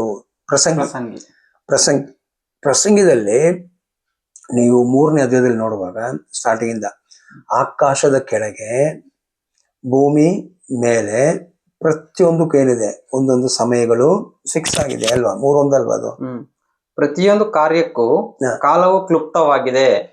ಆಕಾಶದ ಕೆಳಗೆ ನಡೆಯುವ ಆಗ ಇದು ಮನುಷ್ಯರಿಗೂ ಅದೇ ತರಾನೇ, ಅದೇ ತರ ದೇವ್ರಿಗೂ ಅದೇ ತರಾನೇ. ಈಗ 3 ಅನ್ನದಲ್ಲಿ ನೋಡಿ, ಒಂದೊಂದು ವಸ್ತುವನ್ನು ಸಮಯಕ್ಕೆ ತಕ್ಕ ಹಾಗೆ ಅಂದವಾಗಿ ನಿರ್ಮಿಸಿದ್ದಾನೆ. ಇದಲ್ಲದೆ ಮನುಷ್ಯರ ಹೃದಯದಲ್ಲಿ ಸಾಕು. ಆಗ ದೇವರು ಎಲ್ಲ ಒಂದು ವಿಷಯವನ್ನು ಅಂದವಾಗಿ, ಪ್ರತಿಯೊಂದು ವಿಷಯ ಒಂದೊಂದು ಸಮಯಕ್ಕೆ ಏನಾಗ್ಬೇಕಂತೆ ಅದು ನೆರವೇರ್ಬೇಕಂತ ದೇವರು ಆಲ್ರೆಡಿ ಫಸ್ಟ್ ಸ್ಟೆಪ್ ತೀರ್ಮಾನ ಮಾಡ್ಬಿಟ್ಟಿದ್ದಾರೆ. ಈಗ ಹಾಗಾದ್ರೆ ಅರ್ಥ ಏನು? ದೇವರಿಗೆ ಗೊತ್ತಿರೋದು ಏನು ಇಲ್ಲ, ದೇವರಿಗೆ ಗೊತ್ತಿರೋದು ಇಲ್ಲಿ ನೆರವೇರ್ತಾ ಇರೋದು. ಆಗ ನಾವು ಅದು ನೆರವೇರ್ತಾ ಇರುವಾಗ ಅದರ ಒಂದು ಭಾಗ ಹೊಂದಬೇಕಾದ್ರೆ ನಾವೇನಾಗ್ತಾ ಇರಬೇಕು, ಆ ಚಿತ್ತ ಏನಂತ ತಿಳ್ಕೊಂಡು ಅದರಲ್ಲಿ ನಾವು ಒಂದು ಅಂಗಗಳಾಗ್ಬೋದು. ಈಗ ನಮ್ಗೆ ಆ ಚಿತ್ತನೇ ಗೊತ್ತಾಗಿಲ್ಲ ಅಂದ್ರೆ ನಾವು ಅದರಲ್ಲಿ ಅಂಗ ಆಗಲ್ಲ. ನೋಡಿ, ಮೆಷ್ಯ ಬರುವಾಗ ಕೆಲವ್ರಿಗೆ ಅರ್ಥ ಆಗಿಲ್ಲ, ಬಟ್ ಪ್ರವಾದನೆ ಮೆಷ್ಯ ಬರ್ಬೇಕಂತ ಅವ್ರಿಗೆ ಇದ್ದಿರೋ ಪ್ರವಾದನೆ ಅದು. ಆ ಪ್ರವಾದನೆ ಅರ್ಥ ಮಾಡ್ಕೊಂಡಿರೋಕೆ ಏನಾಯ್ತು, ಮೆಷ್ಯನ ಅರ್ಥ ಮಾಡ್ಕೊಂಡ್ರು. ಯಾರು ಪ್ರವಾದನೆ ಅರ್ಥ ಮಾಡಿಲ್ಲ, ಮೆಷ್ಯನ ಅರ್ಥ ಆಗಿಲ್ಲ ಅವ್ರಿಗೆ. ಮೆಷ್ಯ ಕಣ್ಮುಂದೆ ಇದ್ರೂ ಅವ್ರಿಗೆ ಅರ್ಥ ಆಗಿಲ್ಲ. ಸೊ ಪ್ರವಾದನೆ ವಾಕ್ಯ ಅಂತ ಹೇಳೋದು ಎಷ್ಟು ಇದೆ ನೋಡಿ. ಈಗ ಏಷ್ಯಾದಲ್ಲಿ ಇದು ಕ್ರೈಸ್ತರುಗಳು ಯಾರು ಹೇಳ್ತಾ ಇಲ್ಲ. ಈಗ ಏಷ್ಯಾ 2:2 ಒಂದು ಪ್ರವಾದನೆ ಇದೆ ನೋಡಿ, ಅಂತ್ಯಕಾಲದಲ್ಲಿ ನಾನು ಇಸ್ರೇಲನ್ನು ಎಲ್ಲ ಬೆಟ್ಟಗಳಿಗಿಂತ ಮೇಲೆ, ನೋಡಿ ಅದೊಂದು ಓದಿ. ಅಂತ್ಯಕಾಲದಲ್ಲಿ ಯೆಹೋವನ ಮಂದಿರದ ಬೆಟ್ಟವು ಗುಡ್ಡ ಬೆಟ್ಟಗಳಿಗಿಂತ ಉನ್ನತವಾಗಿ ಬೆಳೆದು ನೆಲೆಗೊಳ್ಳುವುದು. ಯಾವಾಗ ಎಲ್ಲ ಆಯ್ತು? ಇದು ಇನ್ನೂ ಹಾಗೆ ಇಲ್ಲ, ಇದು ಇವತ್ತನಕ ಹಾಗೆ ಇಲ್ಲ ಇಸ್ರೇಲ್ಗೆ. ಹಾಗಾದ್ರೆ ಇದು ಏನು ಸುಳ್ಳು ಹೇಳ್ತಾರೆ ದೇವರು? ನೋಡಿ, ಅಲ್ಲಿ ಏನು ಯುದ್ಧಗಳು ಇರೋದಂತ ಭೂಮಿಯಲ್ಲಿ, ನೋಡಿ ಓದಿ. ಆಗ ಸಕಲ ದೇಶದವರು ಅದರ ಕಡೆಗೆ ಪ್ರವಾಹಗಳಂತೆ ಬರುವರು. ನೋಡಿ, ಇಲ್ಲಿ ಬರ್ದಿರೋದೇನು, ಸ್ವಲ್ಪ ತಾಳ್ಮೆಯಿಂದ ಯೋಚನೆ ಮಾಡಿ. ದೇವ್ರು ಹೇಳ್ತಿರೋದು, ನಾನ್ ಇಸ್ರೇಲನ್ನು ಎಲ್ಲಾ ದೇಶಕ್ಕಿಂತ ಉನ್ನತವಾಗಿ ದೇಶ ಮಾಡ್ತೀನಿ. ಅರ್ಥ ಏನು? ಇವಾಗ ಯಾವ ತರ ನಾವೆಲ್ಲರೂ ಅಮೇರಿಕಾ ಮತ್ತು ಚೈನಾ, ರಷ್ಯಾ ಈ ತರ ದೇಶಗಳು ನಂಬ್ಕೊಂಡಿದೀವಲ್ಲ, ಸೂಪರ್ ಪವರ್ ಅಂತ ಹೇಳ್ತೀವಿ ನೋಡಿ. ಆದ್ರೆ ಈಗ ಅಮೇರಿಕಾ ತುಂಬಾ ಸೂಪರ್ ಪವರ್ ಆಗಿದೆ. ನೆಕ್ಸ್ಟ್ ಈಗ ಚೈನಾ ಹೋರಾಟ ಮಾಡ್ತಾ ಇದೆ, ನಾನಾಗ್ಬೇಕಂತ. ರಷ್ಯಾ, ಅದ್ರಲ್ಲಿ ಇಂಡಿಯಾ ನಾವಾಗ್ಬೇಕಂತ. ಆದ್ರೆ ನಮ್ಮನ್ನು ಜನ ಕೇಳ್ಬೇಕು. ಅದಕ್ಕೆ ನಾವೇನಾಗ್ಬೇಕು, ತಾಕತ್ವರಾಗ್ಬೇಕು. ನಾವು ನಮ್ಮಿಂದ ಇಡೀ ಭೂಮಿಗೆ ಒಳ್ಳೇದಾಗ್ಬೇಕು. ನಾವಿಲ್ಲದೆ ಅವ್ರಿಗೇನು ಮಾಡಕ್ಕಾಗಲ್ಲ. ಅದೇನೆ ಅಲ್ಲಿ ಹೇಳಿರೋದು, ಅಂತ್ಯಕಾಲದಲ್ಲಿ ನಾನು ಇಸ್ರೇಲನ್ನು ಎಲ್ಲಾ ದೇಶಗಳಿಗಿಂತ ಉನ್ನತ ಸ್ಥಾನಕ್ಕೆ ತಗೊಂಡ್ ಬರ್ತೇನೆ. ಹಾಗಾದ್ರೆ ಏನು, ಇಸ್ರೇಲ್ ಇಲ್ಲದೆ ಯಾರು ಬಾಳಕ್ಕಾಗಲ್ಲ, ಆತರ ಮಾಡ್ಬಿಡ್ತಾರಂತೆ. ಈಗ ಏನ್ ನಡೀತಾ ಇದೆ, ಈಗ ಇಸ್ರೇಲ್ ಬೇಡ ಅಂತ ಇರಾನ್ ಪ್ಲಾನ್ ಮಾಡ್ತಾ ಇದೆ. ಇಸ್ರೇಲ್ ಭೂಮಿನ ತೆಗ್ದಾಕ್ಬೇಕಂತ ಅದೇ ಹೋರಾಟ ನಡೀತಾ ಇರೋದು. ಅದಕ್ಕೆ ಆ ಮಸ್ಸು ಯುದ್ಧಗಳೆಲ್ಲ ನಡೆದಿರೋದೇನು, ಇರಾನ್ಗೆ ಇಸ್ರೇಲ್ ಇಷ್ಟ ಇಲ್ಲ, ಅಮೇರಿಕಾ ಇಸ್ರೇಲ್ನು ಸಪೋರ್ಟ್ ಮಾಡ್ತಾ ಇದ್ದಾರೆ. ಇದೇ ಪ್ರಾಬ್ಲಮ್. ರಷ್ಯಾ ಬಂದು ಇರಾನ್ಗೆ ಸಪೋರ್ಟ್ ಮಾಡ್ತಾ ಇದ್ದಾರೆ, ಅವ್ರಿಗೂ ಇಸ್ರೇಲ್ ಇಷ್ಟ ಇಲ್ಲ. ಇದು ಇವ್ರು ಸ್ಟಾರ್ಟಿಂಗ್ ಇಂದ ಇರೋ ಶತ್ರುಗಳು ಇವರು. ಆಗ ದೇವ್ರು ಹೇಳೋದು, ನಾನು ಇವರೆಲ್ಲರಿಗಿಂತ ಮೇಲೆ ಇಸ್ರೇಲ್ ತಗೊಂಡ್ ಬರುವಾಗ ಎಲ್ಲ ಜನ ಇಸ್ರೇಲ್ ನಂಬ್ಕೊಂಡಿರುವಾಗ, ಈಗ ಇಸ್ರೇಲ್ ದೇವರನ್ನು ಎಲ್ಲಾ ಜನರು ನಂಬ್ತಾರಂತೆ. ಅಲ್ಲಿ ನಾವು ಯಾರು ಸುವಾರ್ತೆ ಹೇಳೋ ಅವಶ್ಯಕತೆನೇ ಇಲ್ಲ ಅಂತೆ. ಸುವಾರ್ತೆ ಹೇಳೋ ಅವಶ್ಯಕತೆ ಇಲ್ಲ, ದೇವರೇ ಮಾಡ್ತಾರಂತೆ. ಇನ್ನೊಂದ್ಸತಿ ಓದಿ ಅದನ್ನು. ಇನ್ನೊಂದ್ಸರಿ ನೋಡ್ದ. ಅಂತ್ಯಕಾಲದಲ್ಲಿ ಯೆಹೋವನ ಮಂದಿರದ ಬೆಟ್ಟವು ಗುಡ್ಡ ಬೆಟ್ಟಗಳಿಗಿಂತ ಉನ್ನತವಾಗಿ ಬೆಳೆದು ನೆಲೆಗೊಳ್ಳುವುದು. ಹಾಳಾಗಲ್ಲ, ನಿಂತಿರ್ತದೆ ಅದು. ಆಗ ಸಕಲ ದೇಶದವರು ಅದರ ಕಡೆಗೆ ಪ್ರವಾಹಗಳಲ್ಲಿ ಬರುವರು. ಇದು ತಿಳ್ಕೊಳಕ್ಕೆ ಏನು ಬೇರೆ ಏನಾದ್ರು ಭಾಷೆ ಓದ್ಬೇಕಾ? ಕನ್ನಡ. ಸಕಲ ದೇಶದವರು, ಸಕಲ ದೇಶದವರು. ನೋಡಿ, ಸಕಲ ದೇಶದವರು ಎಷ್ಟು ಸಿಂಪಲ್ ಆಗಿದೆ ಇದರಲ್ಲಿ. ಇನ್ನು ಹೊರಟು ಬಂದು ಬಹು ಜನಾಂಗದವರು ಬನ್ನಿರಿ, ಯೆಹೋವನ ಪರ್ವತಕ್ಕೆ, ಯಾಕೋಬ್ಯರ ದೇವರ ಮಂದಿರಕ್ಕೆ ಹೋಗೋಣ. ಹಾಗಾದ್ರೆ ನೋಡಿ, ಈಗ ನಮ್ಗೆ ಇವಾಗ ಹೇಳಿದ್ರು ಹೋಗಿ ಸುವಾರ್ತೆ ಸಾರಿ ಅಂತ. ಬಟ್ ಅಲ್ಲಿ ಹೇಳ್ತಿದ್ದಾರೆ ಯಾರು ಸುವಾರ್ತೆ ಸಾರಲ್ಲ, ಆ ವ್ಯಕ್ತಿಗಳು ಅವ್ರವ್ರೇ. ಈಗ ನಾವು ಹೋಗಿ ಜನರಿಗೆ ದೇವ್ರ ಬಗ್ಗೆ ಹೇಳ್ಕೊಡ್ಬೇಕು. ಇವಾಗ ನಾವು ಅದೇ ಮಾಡ್ತಾ ಇದೀವಿ. ನಿಮ್ಮೆಲ್ಲ ನೋಡಿ, ಜನರಿಗೆ ದೇವ್ರ ಬಗ್ಗೆ ಹೇಳ್ಕೊಡ್ತಾ ಇದೀವಿ. ಒಂದ್ ಕಾಲ ಬರ್ತದಂತೆ ಯಾರು ದೇವ್ರ ಬಗ್ಗೆ ಹೇಳೋ ಅವಶ್ಯಕತೆ ಇಲ್ಲ. ಹುಡ್ಕೋರಿಗೆ ದೇವ್ರು ಎಲ್ಲಿದ್ದಾರೆ ಅಂತ ಗೊತ್ತಾಗ್ಬಿಡ್ತದಂತೆ. ಅದು ಎಲ್ಲಿದೆ, ಯೆರೂಸಲೇಮ್ ಎಲ್ಲಿದೆ ಅಂತ ಅವರೇ ಹುಡ್ಕೊಂಡು ಹೋಗ್ಬಿಡ್ತಾರಂತೆ. ಈಗ ಹೆಂಗೆ ದೇವ್ರುಗಳು ಹುಡ್ಕೊಂಡು ಬೆಟ್ಟಗಳಿಗೆ ಹೋಗ್ತಾರೆ ನೋಡಿ ಜನ. ನಮ್ಗೆ ಗೊತ್ತು ಭಾರತ ದೇಶ ಎಷ್ಟು ಬೆಟ್ಟಗಳಲ್ಲಿ ಜನ ಹುಡ್ಕೊಂಡು ಹೋಗ್ತಾ ಇದಾರೆ ದೇವ್ರುಗಳನ್ನು. ಇದೇ ತರ ಎಲ್ಲ ದೇಶದವರು ಇಸ್ರೇಲ್ ಇರೋ ಬೆಟ್ಟ ಸಿಯೋನ್ ಬೆಟ್ಟ, ಯೆರೂಸಲೇಮ್ ಇರೋ ಬೆಟ್ಟ ಸಿಯೋನ್ ಬೆಟ್ಟ, ಆ ಬೆಟ್ಟದಲ್ಲಿ ದೇವ್ರು ವಾಸ ಮಾಡುವಾಗ ಎಲ್ಲ ಜನ ಅವರೇ ಸ್ವಯಂ ಆಗಿ, ಯಾರು ಬಲವಂತ ಮಾಡಲ್ಲ, ಅವರೇ ಹುಡ್ಕೊಂಡು ನಾವು ಹೋಗೋಣ ಬನ್ರಿ, ನಾವು ಹೋಗೋಣ, ಕಾರಣ ಅಲ್ಲಿ ವಾಸ ಮಾಡ್ತಿದಾರಂತೆ. ನೋಡಿ, ಇನ್ನೂ ಓದಿ. ಆತನು ತನ್ನ ಮಾರ್ಗಗಳ ವಿಷಯವಾಗಿ ನಮಗೆ ಬೋಧನೆ ಮಾಡುವನು. ನೋಡಿದ್ರ ಅಲ್ಲಿ ಹೋದ್ರೆ ಆತನೇ ನಮ್ಗೆ ಹೇಳ್ಕೊಡ್ತಾರೆ, ಬೇರೆ ಯಾರು ಮನುಷ್ಯರಲ್ಲ. ಬನ್ರಿ ನಾವು ಯೆರೂಸಲೇಮ್ ಹೋಗೋಣ, ಯೆರೂಸಲೇಮಲ್ಲಿ ದೇವ್ರು ವಾಸ ಮಾಡ್ತಾ ಇದಾರೆ, ಅವರೇ ನಮ್ಗೆ ಸತ್ಯ ಹೇಳ್ಕೊಡ್ತಾರಂತ ಜನ ಹುಡ್ಕೊಂಡು ಹೋಗ್ತಾರೆ ಅಂತ ಒಂದು ಪ್ರವಾದನೆ ಇದೆ. ನಾವು ಆತನ ದಾರಿಗಳಲ್ಲಿ ನಡೆಯುವೆವು ಎಂದು ಹೇಳುವರು. ಆಗ ನೋಡಿ, ಆಗ ಜನ ದೇವ್ರು ಹೇಳ್ಕೊಡುವ ಬನ್ರಿ ನಾವು ನಡೆಯೋಣ ಅಂತ ಎಲ್ಲಾ ಜನ ನಡೆಯೋಕೆ ಪ್ರಾರಂಭ ಮಾಡ್ತಾರಂತೆ. ಏಕೆಂದರೆ ಚಿಯೋನಿನಿಂದ ಧರ್ಮೋಪದೇಶವು, ಯೆರೂಸಲೇಮಿನಿಂದ ಯೆಹೋವನ ವಾಕ್ಯವು ಹೊರಡುವವು. ನೋಡಿದ್ರ ಕಾರಣ ಸಿಯೋನಿಂದ ಧರ್ಮಶಾಸ್ತ್ರ, ದೇವರಿರೋ ಬೆಟ್ಟ ಅದು. ಯೆರೂಸಲೇಮ್ ಬಂದು ದೇವರ ಆಳ್ವಿಕೆ ಮಾಡುವ ಸಿಂಹಾಸನ ಅದು. ನೀವು ಜಸ್ಟ್ ಒಂದು ವಚನ ಯೆರೆಮೀಯ 3:17 ಓದಿ ನೋಡಿ. ಯೆರೆಮೀಯ 3:17.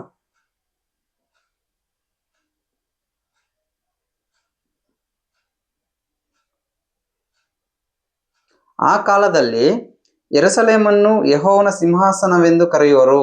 ನೋಡ್ದ, ಜನ ಹೇಳ್ತಾರಂತೆ ಯೆರೂಸಲೇಮಲ್ಲಿ ಯೆಹೋವ ಆಳ್ವಿಕೆ ಮಾಡ್ತಿದಾರಂತೆ. ಹಾಗಾದ್ರೆ ದೇವರ ಆಳ್ವಿಕೆಯನ್ನು ಯೆರೂಸಲೇಮ್ ಇರ್ತದೆ, ದೇವರ ಅವರ ಸನ್ನಿಧಾನ ಅರ್ಥ ಅವರ ಮಹಿಮೆ ಇರೋದು ಸಿಯೋನಲ್ಲಿ. ಜನ ಯೆರೂಸಲೇಮ್ಗೂ ಸಿಯೋನ್ ಬೆಟ್ಟಕ್ಕೆ ದೇವ್ರ ನೋಡ್ಕೊಂಡು ಹೋಗ್ತಾರಂತೆ. ಈ ದೇವರೇ ನಮ್ಗೆ ಹೇಳ್ಕೊಡ್ತಿದಾರೆ ಅಂತ ಜನ ಅವರೇ ಸ್ವಯಂ ಆಗಿ ನಡೆಯೋಣ ಅಂತ ತೀರ್ಮಾನ ಮಾಡ್ಕೊಳ್ತಾರೆ. ಆಗ ನೋಡಿ, ಯಾರನ್ನು ಕೊಲೆ ಮಾಡಲ್ಲ, ಏನು ಮಾಡಲ್ಲ, ಕಾರಣ ಅವ್ರವರೇ ಕೇಳ್ಕೊಂಡು ಹೋಗ್ತಾ ಇರೋದು ಇದು. ಅದೇ ಕಂಟಿನ್ಯೂ ಮಾಡ್ಬೇಕು. ಕಂಟಿನ್ಯೂ ಮಾಡಿ ಯೆಶಾಯದಲ್ಲಿ.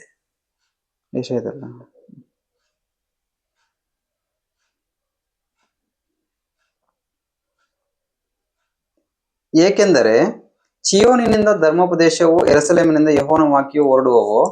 ಆತನು ದೇಶ ದೇಶಗಳ ವ್ಯಾಜ್ಯಗಳನ್ನು ವಿಚಾರಿಸುವನು. ನೋಡಿ, ಆಗ ದೇವ್ರು ಏನ್ ಮಾಡ್ತಾರೆ ಅಂತ, ಎಲ್ಲಾ ದೇಶಗಳಿಗೆ ಏನ್ ಪ್ರಾಬ್ಲಮ್ ಇದೆಯಪ್ಪ ನೀವ್ ಹೇಳಿ, ನಾನು ಹೇಳ್ತೀನಿ, ಸಮಾಧಾನ ಮಾಡ್ತೀನಿ ಅಂತ ದೇವರೇ ಕೂತ್ಕೊಂಡು ಪ್ರತಿಯೊಂದು ದೇಶದ ಪ್ರಾಬ್ಲಮ್ಗಳು ದೇವರೇ ಸಮಾಧಾನ ಮಾಡ್ತಾರಂತೆ. ಬಹು ರಾಷ್ಟ್ರದವರಿಗೆ ನ್ಯಾಯ ತೀರಿಸುವನು. ಬಹು ರಾಷ್ಟ್ರಗಳಿಗೆ ನ್ಯಾಯ, ತುಂಬಾ ರಾಷ್ಟ್ರಗಳಿಗೆ ದೇವರ ನ್ಯಾಯ ಮಾಡ್ಕೊಡ್ತಾರಂತೆ. ಅವರು ತಮ್ಮ ಆಯುಧಗಳನ್ನು ಕುಲುಮೆಗೆ ಹಾಕಿ, ಕತ್ತಿಗಳನ್ನು ಗುಳಗಳನ್ನಾಗಿಯೂ ಬರ್ಜಿಗಳನ್ನು ಕುಡುಗೋಲುಗಳನ್ನಾಗಿಯೂ ಮಾಡುವರು. ಜನಾಂಗವು ಜನಾಂಗಕ್ಕೆ ವಿರುದ್ಧವಾಗಿ ಕತ್ತಿಯನ್ನೆತ್ತದು, ಇನ್ನು ಯುದ್ಧಾಭ್ಯಾಸವು ನಡೆಯುವುದೇ ಇಲ್ಲ. ಈ ಪ್ರವಾದ ಯಾವಾಗ ಆಗೋದು? ಈಗ ನೋಡಿ, ಏನಕ್ಕೆ ಜನ ಯುದ್ಧ ಮಾಡ್ತಾ ಇರೋದು?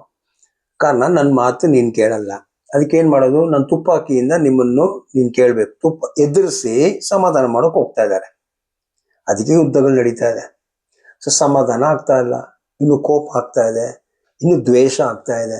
ಸೊ ದೇವ್ರು ಹೇಳ್ತಾ ಇರೋದು, ಬನ್ರಿ ನಾನು ಸಮಾಧಾನ ಮಾಡ್ತೀನಿ, ಒಂದು ಕಾಲ ಬರುತ್ತದೆ ಆಗ ನಾನು ಸಮಾಧಾನ ಮಾಡುವಾಗ ಯಾರು ಯುದ್ಧ ಮಾಡಲ್ಲ ಅಂತೆ. ಕಾರಣ ಎಲ್ಲರ ಪ್ರಾಬ್ಲಮ್ ದೇವರೇ ಮುಗಿಸುವಾಗ ಯಾರಿಗೆ ವಿರೋಧವಾಗಿ ಯುದ್ಧ ಮಾಡಬೇಕು? ಎಲ್ಲ ಮನುಷ್ಯ ಯಾರಿಗೂ ಯುದ್ಧ ಮಾಡಿ ಸಾಯಿಸ್ಬೇಕಂತ ಯಾರಿಗೂ ಇಷ್ಟ ಇಲ್ಲ.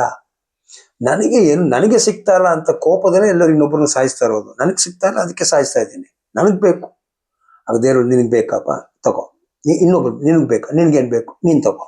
ಈ ತರ ದೇವ್ರು ಬಹು ರಾಷ್ಟ್ರ ಎಲ್ಲರಿಗೂ ಅವ್ರಿಗೆ ಬೇಕಾಗಿರೋ ದೇವ್ರು ಕೊಟ್ಟು ಬರುವಾಗ ಏನಾಗ್ತದೆ? ಯಾರು ಯುದ್ಧ ಮಾಡಲ್ಲಂತೆ. ಇದೇ ಮೀಗದಲ್ಲಿದೆ. ಇದು ನೋಡಿ, ಇದು ಒಂದು ಯೆಶಾಯ, ಮೀಗ 4ನೇದು ಸೇಮ್ ಪ್ರವಾದನೆ ಇದೆ, ಬೇರೆ ಪ್ರವಾದಿ ಇವರು. ಈಗ ದಾವೀದು ಕೀರ್ತನೆ 22ರಲ್ಲಿ 27, 29 ಓದ್ ನೋಡಿ. ಕೀರ್ತನೆ 22ರಲ್ಲಿ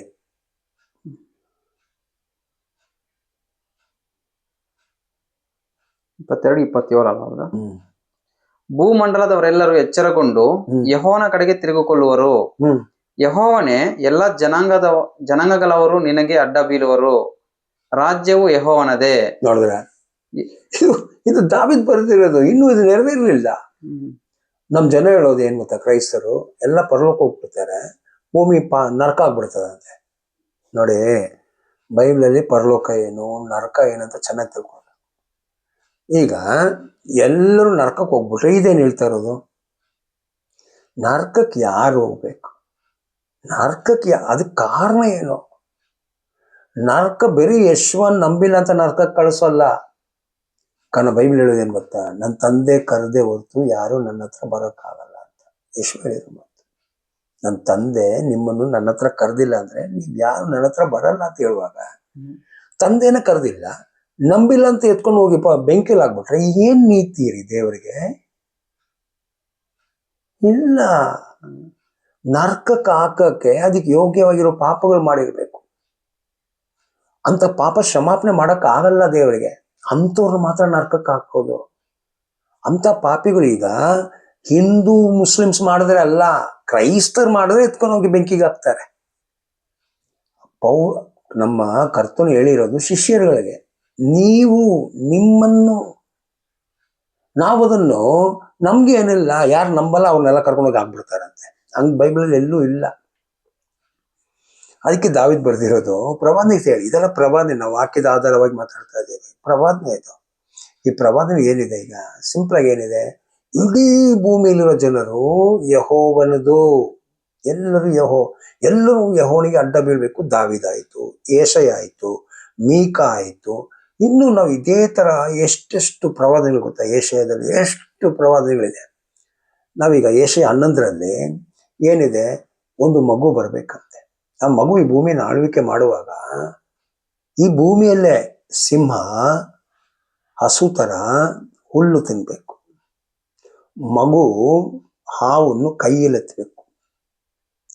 ದೇವರ ಜ್ಞಾನ ಸಮುದ್ರದಲ್ಲಿ ಯಾವ ತರ ನೀರಿದೆ ಅದೇ ತರ ತುಂಬಿರ್ಬೇಕಂತ ಯೆಶಯ 11:10 ಅದೇ ಸತ್ಯ ನೀವು ಹಬಕ್ಕೂಕ್ 2:14 ಇದೆ ನೋಡಿ. ಬೇರೆ ಬೇರೆ ಪ್ರವಾದಿಗಳು ಯೆರೆಮ್ಯ 31ರಲ್ಲಿ, ಯೆರೆಮ್ಯ 32ರಲ್ಲಿ, ಯೆರೆಮ್ಯ 25ರಲ್ಲಿ, ಅಂತ್ಯಕಾಲದಲ್ಲಿ. ಸೊ ಪ್ರವಾದನೆ ವಾಕ್ಯಗಳು ನಾವು ತಿಳ್ಕೊಳ್ಳುವಾಗ ದೇವರು ಏನ್ ಮಾಡಿದ್ದಾರೆ, ಇನ್ನು ದೇವರು ಏನ್ ಮಾಡ್ಬೇಕಂತ ಅರ್ಥ ಆಗ್ತದೆ. ಸೊ ಪ್ರವಾದನೆ ವಾಕ್ಯದಲ್ಲಿ ಮಾತ್ರ. ಕಾರಣ ಈಗ ಅಪೊಸ್ತಲರು ಬರೆದಿರೋ ಕೆಲವು ಪ್ರವಾದನೆಗಳು ನಮ್ಮ ಕಾಲದಲ್ಲಿ ಕೆಲವು ನೆರವೇರಾಯ್ತು, ಕಾರಣ 2000 ವರ್ಷ ಆಯ್ತು. ಈಗ ಯೆಶಯನೇ ಹೇಳಿರೋ ಕೆಲವು ಪ್ರವಾದನೆಗಳು ಯೆಶುವ ಕಾಲದಲ್ಲಿ ನೆರವೇರಿತ್ತು. ಬಟ್ ಯೆಶಯನೇ ಹೇಳಿರೋ ಕೆಲವು ಪ್ರವಾದಿಗಳು ಇನ್ನೂ ನೆರವೇರಿಲ್ಲ. ಅದೇ ನಾವೀಗ ಓದಿರೋ ಕೆಲವುದು. ಅದೀಗ ಯೆಶಯನೇ ಹೇಳಿರೋ ಕೆಲವು ಪ್ರವಾದನೆಗಳು ಯೆಶುವ ಕಾಲ ತನಕ ಇತ್ತು. ಮೀಕಾ, ಮಲಾಕಿ ಇವರೆಲ್ಲ ಯೆಶುವ ಕಾಲ ಬಗ್ಗೆ ಹೇಳುದು. ದಾನಿಯೇಲು. ಅದಕ್ಕೆ ನಮ್ಮ ಕರ್ತನ ಹೇಳಿದ್ರು, ಓದುವರು ದಾನಿಯೇಲನ್ನ ಓದಿ ತಿಳ್ಕೊಳ್ರಿ. ಬಟ್ ಅದೇ ದಾನಿಯೇಲು ಇನ್ನು ಮುಂದೆ ಆಗ್ಬೇಕಾಗಿರೋ ವಿಷಯನೂ ಪ್ರವಾದನೆ ಮಾಡಿದ್ದಾರೆ. ಯೆಶುವ ಕಾಲನೂ ಹೇಳಿದ್ರು, ಇನ್ನು ಮುಂದಿನ ವಿಷಯನೂ ಹೇಳಿದ್ರು. ಈ ತರ ನಮ್ಗೆ ಒಂದು ಕೊನೆಗೆ ಸಿಕ್ಕಿರೋ ಒಂದು ಪ್ರವಾದನೆ ಪುಸ್ತಕನೇ ಪ್ರಕಟಣೆ. ಸೊ ಈ ಪ್ರಕಟಣೆ ಪುಸ್ತಕದಲ್ಲಿ ಪ್ರವಾದನೆ ಅದು. ಕಾರಣ ಒಂದು ನೋಡಿ, ಪ್ರವಾದನೆ ಪುಸ್ತಕ ಒಂದು ಯೇಸುವ ಕ್ರಿಸ್ತನ ಪ್ರಕಟಣೆಯು ಆತನು ಬೇಗನೆ ಸಂಭವಿಸಬೇಕಾಗಿರುವ ಸಂಗತಿಗಳನ್ನು ತನ್ನ ದಾಸರಿಗೆ ತೋರಿಸುವುದಕ್ಕಾಗಿ ದೇವರಿಂದ ಈ ಪ್ರಕಟಣೆಯನ್ನು ಹೊಂದಿದನು. ನೋಡಿ, ಹಾಗಾದ್ರೆ ಏನು, ದೇವರು ತನ್ನ ಮಗನಿಗೆ ಕೊಟ್ಬಿಟ್ರು, ಮಗ ತನ್ನ ದೂತನಿಗೆ ಕೊಟ್ಬಿಟ್ಟು ಆ ದೂತ ಬಂದು ಯೋಹಾನಿಗೆ ತಿಳಿಸಿರೋದು ಏನು, ಪ್ರಕಟಣೆ ಮಾಡಿರೋದು ಏನು, ಇನ್ನು ಮುಂದೆ ಸಂಭವಿಸ್ಬೇಕಾಗಿರೋದು. ಎಲ್ಲಿಂದ? ಪ್ರಕಟಣದಲ್ಲಿ ಹಿಂದೆ ಇರೋ ಭಾಗ ಏನು ಇಲ್ಲ, ಮುಗುದವಿರೋದು ಏನು ಇಲ್ಲ, ಅಲ್ಲಿ ಬರೀ ಅವಶ್ಯಕತೆ ಇಲ್ಲ. ಕಾರಣ ಹಳೆ ಒಡಂಬಡಿಕೆನೆ ಎಷ್ಟು ಪ್ರವಾದನೆಗಳು ಪ್ರಕಟಣೆ ಪುಸ್ತಕ ತನಕ ಬಂದಿದೆ. ಸೊ ಅಲ್ಲಿ ಇರೋರಿಗೆ ಕೆಲವ್ರಿಗೆ ಏನಾಯ್ತು, ಇಷ್ಟು ವಿಷಯಗಳು ನೆರವೇರಿದೆ ಅಂತ ಗೊತ್ತಾಗಿದೆ. ಇನ್ನು ಮುಂದೆ ಏನ್ ನೆರವೇರ್ಬೇಕು, ಹಳೆ ಪ್ರವಾದಿಗಳು ಬರೆದಿರೋದು ಇನ್ನೂ ಏನ್ ನೆರವೇರಲಿಲ್ಲ, ಅದು ನೀವೀಗ ಪ್ರಕಟಣೆ 12ನೇ ಅಧ್ಯಾಯದಲ್ಲಿ ನೋಡುವಾಗ ಅಲ್ಲಿ ಬರೀತಾ ಇದಾರೆ, ಪ್ರವಾದಿಗಳು ಹೇಳಿರೋ ಪ್ರಕಾರ. ಏನಕ್ಕೆ ಅಲ್ಲಿ ಬರಿಬೇಕು, ಪ್ರವಾದಿಗಳು ಬರ್ದಿರೋದು? ಹಾಗಾದ್ರೆ ಪ್ರವಾದಿಗಳು ಬರ್ದಿರೋ ಇನ್ನೂ ಏನ್ ನೆರವೇರಲಿ ಅಂತ ನಾವು ತಿಳ್ಕೊಳ್ಳೋಕೆ ದೇವರು ಏನ್ ಮಾಡಿದ್ರು, ಪ್ರವಾದನೆಯನ್ನು ಬೇರೊಂದು ರೀತಿಯಲ್ಲಿ ಕೊಟ್ರು. ಅದೇ ನಾವೀಗ ತಿಳ್ಕೊಳ್ಬೇಕು ಪ್ರವಾದನೆ ಯಾವ್ಯಾವ ತರ ಬರ್ತದೆ ಅಂತ. ಓಕೆ, ಈಗ ಪ್ರವಾದನೆ ಒಂದು ಬಂದು ಹಳೆ ಒಡಂಬಡಿಕೆ ಒಂಥರ ಇದೆ ಪ್ರವಾದನೆಗಳು, ಇನ್ನೊಂದು ಬಂದು ಪ್ರಕಟಣೆ ಪುಸ್ತಕ. ಸೊ ಈಗ ಹಳೆ ಒಡಂಬಡಿಕೆಯ ಪ್ರವಾದನೆಗಳು ಹೆಂಗ್ ಬಂತು ನೋಡಿ, ಅದು ಹೆಂಗ್ ಬಂತು ಅಂದ್ರೆ ದೇವ್ರು ಡೈರೆಕ್ಟ್ ಆಗಿ ಅವ್ರ ಹತ್ರ ಮಾತಾಡ್ತಾ ಇದ್ರು. ಯೆಶಯ್ಯ ಹಿಂಗ್ ಹೇಳು, ಅದಕ್ಕೆ ಅವ್ರು ಹೇಳುದು ದೇವ್ರು ಇಂತ ಹೇಳ್ತಿದಾರಂತ, ಈ ತರ ಹೇಳ್ತಿದಾರಂತ. ಅವ್ರಿಗೆ ಪ್ರಕಟಣವಾಗಿರೋದು ವಚನಗಳು, ಸ್ವರ, ಶಬ್ದ ಕೇಳಿದ್ರು ಈ ತರ, ಅದನ್ನ ಹಂಗೆ ಬರೆದ್ರು ಅವರು. ಹಂಗಾದ್ರೆ ದೇವ್ರು ಏನೇನು ಹೇಳಿದ್ರು ಅದಕ್ಕೆ ಬೈಬಲ್ ಹೇಳೋದು, ಶಾಸ್ತ್ರದಲ್ಲಿ ಬಂದಿರೋ ಪ್ರತಿಯೊಂದು ವಾಕ್ಯಗಳು ದೇವರ ಶ್ವಾಸವಾಗಿದೆ. ಹಾಗಾದ್ರೆ ದೇವರು ಮಾತಾಡಿರೋದು, ದೇವ್ರು ಅವ್ರಿಗೆ ಏನ್ ಕೇಳಿಸಿದ್ರು, ದೇವ್ರು ಅವ್ರಿಗೆ ಏನ್ ಹೇಳ್ಕೊಟ್ರು ಅದನ್ನು ಒಂದು ತೆಗೆದಿಲ್ಲ. ಈಗ ಮೋಶೆ ಮೋಶೆ ಏನಂತ ಹೇಳಿದ್ರು, ದೇವ್ರು ನನಗೆ ಹೇಳಿರೋದು ನಾನು ಬಂದು ನಿಮ್ಗೆ ತಿಳಿಸ್ತಾ ಇದ್ದೀನಿ. ಅದು ಏನಕ್ಕೆ ಬಂತು ಆ ಥರ? ಕಾರಣ ದೇವ್ರು ಅವ್ರ ಹತ್ರ ಮಾತಾಡುವಾಗ ಅವ್ರು ಹೇಳ್ಬಿಟ್ರು, ಮೋಶೆ ಬೇಡ, ನಮ್ಗೆ ದೇವ್ರು ಮಾತಾಡೋದು ಬೇಡ, ನೀನೇ ಮಾತಾಡು ಅಂತ ಹೇಳ್ಬಿಟ್ರು. ಅಲ್ಲಿ ಏನಾಯ್ತು, ಇದು ಪ್ರಕಟಣೆ 19 ಇದು ವಿಮೋಚನ ಕಂಡ 19:20 ಇರೋದು. ಆಗೇನಾಯ್ತು, ದೇವ್ರ ಅವ್ರ ಹತ್ರ ಡೈರೆಕ್ಟ್ ಆಗಿ ಮಾತಾಡ್ಲಿಲ್ಲ, ಮೋಶೆ ಮುಖಾಂತರ ಮಾತಾಡಿದ್ರು.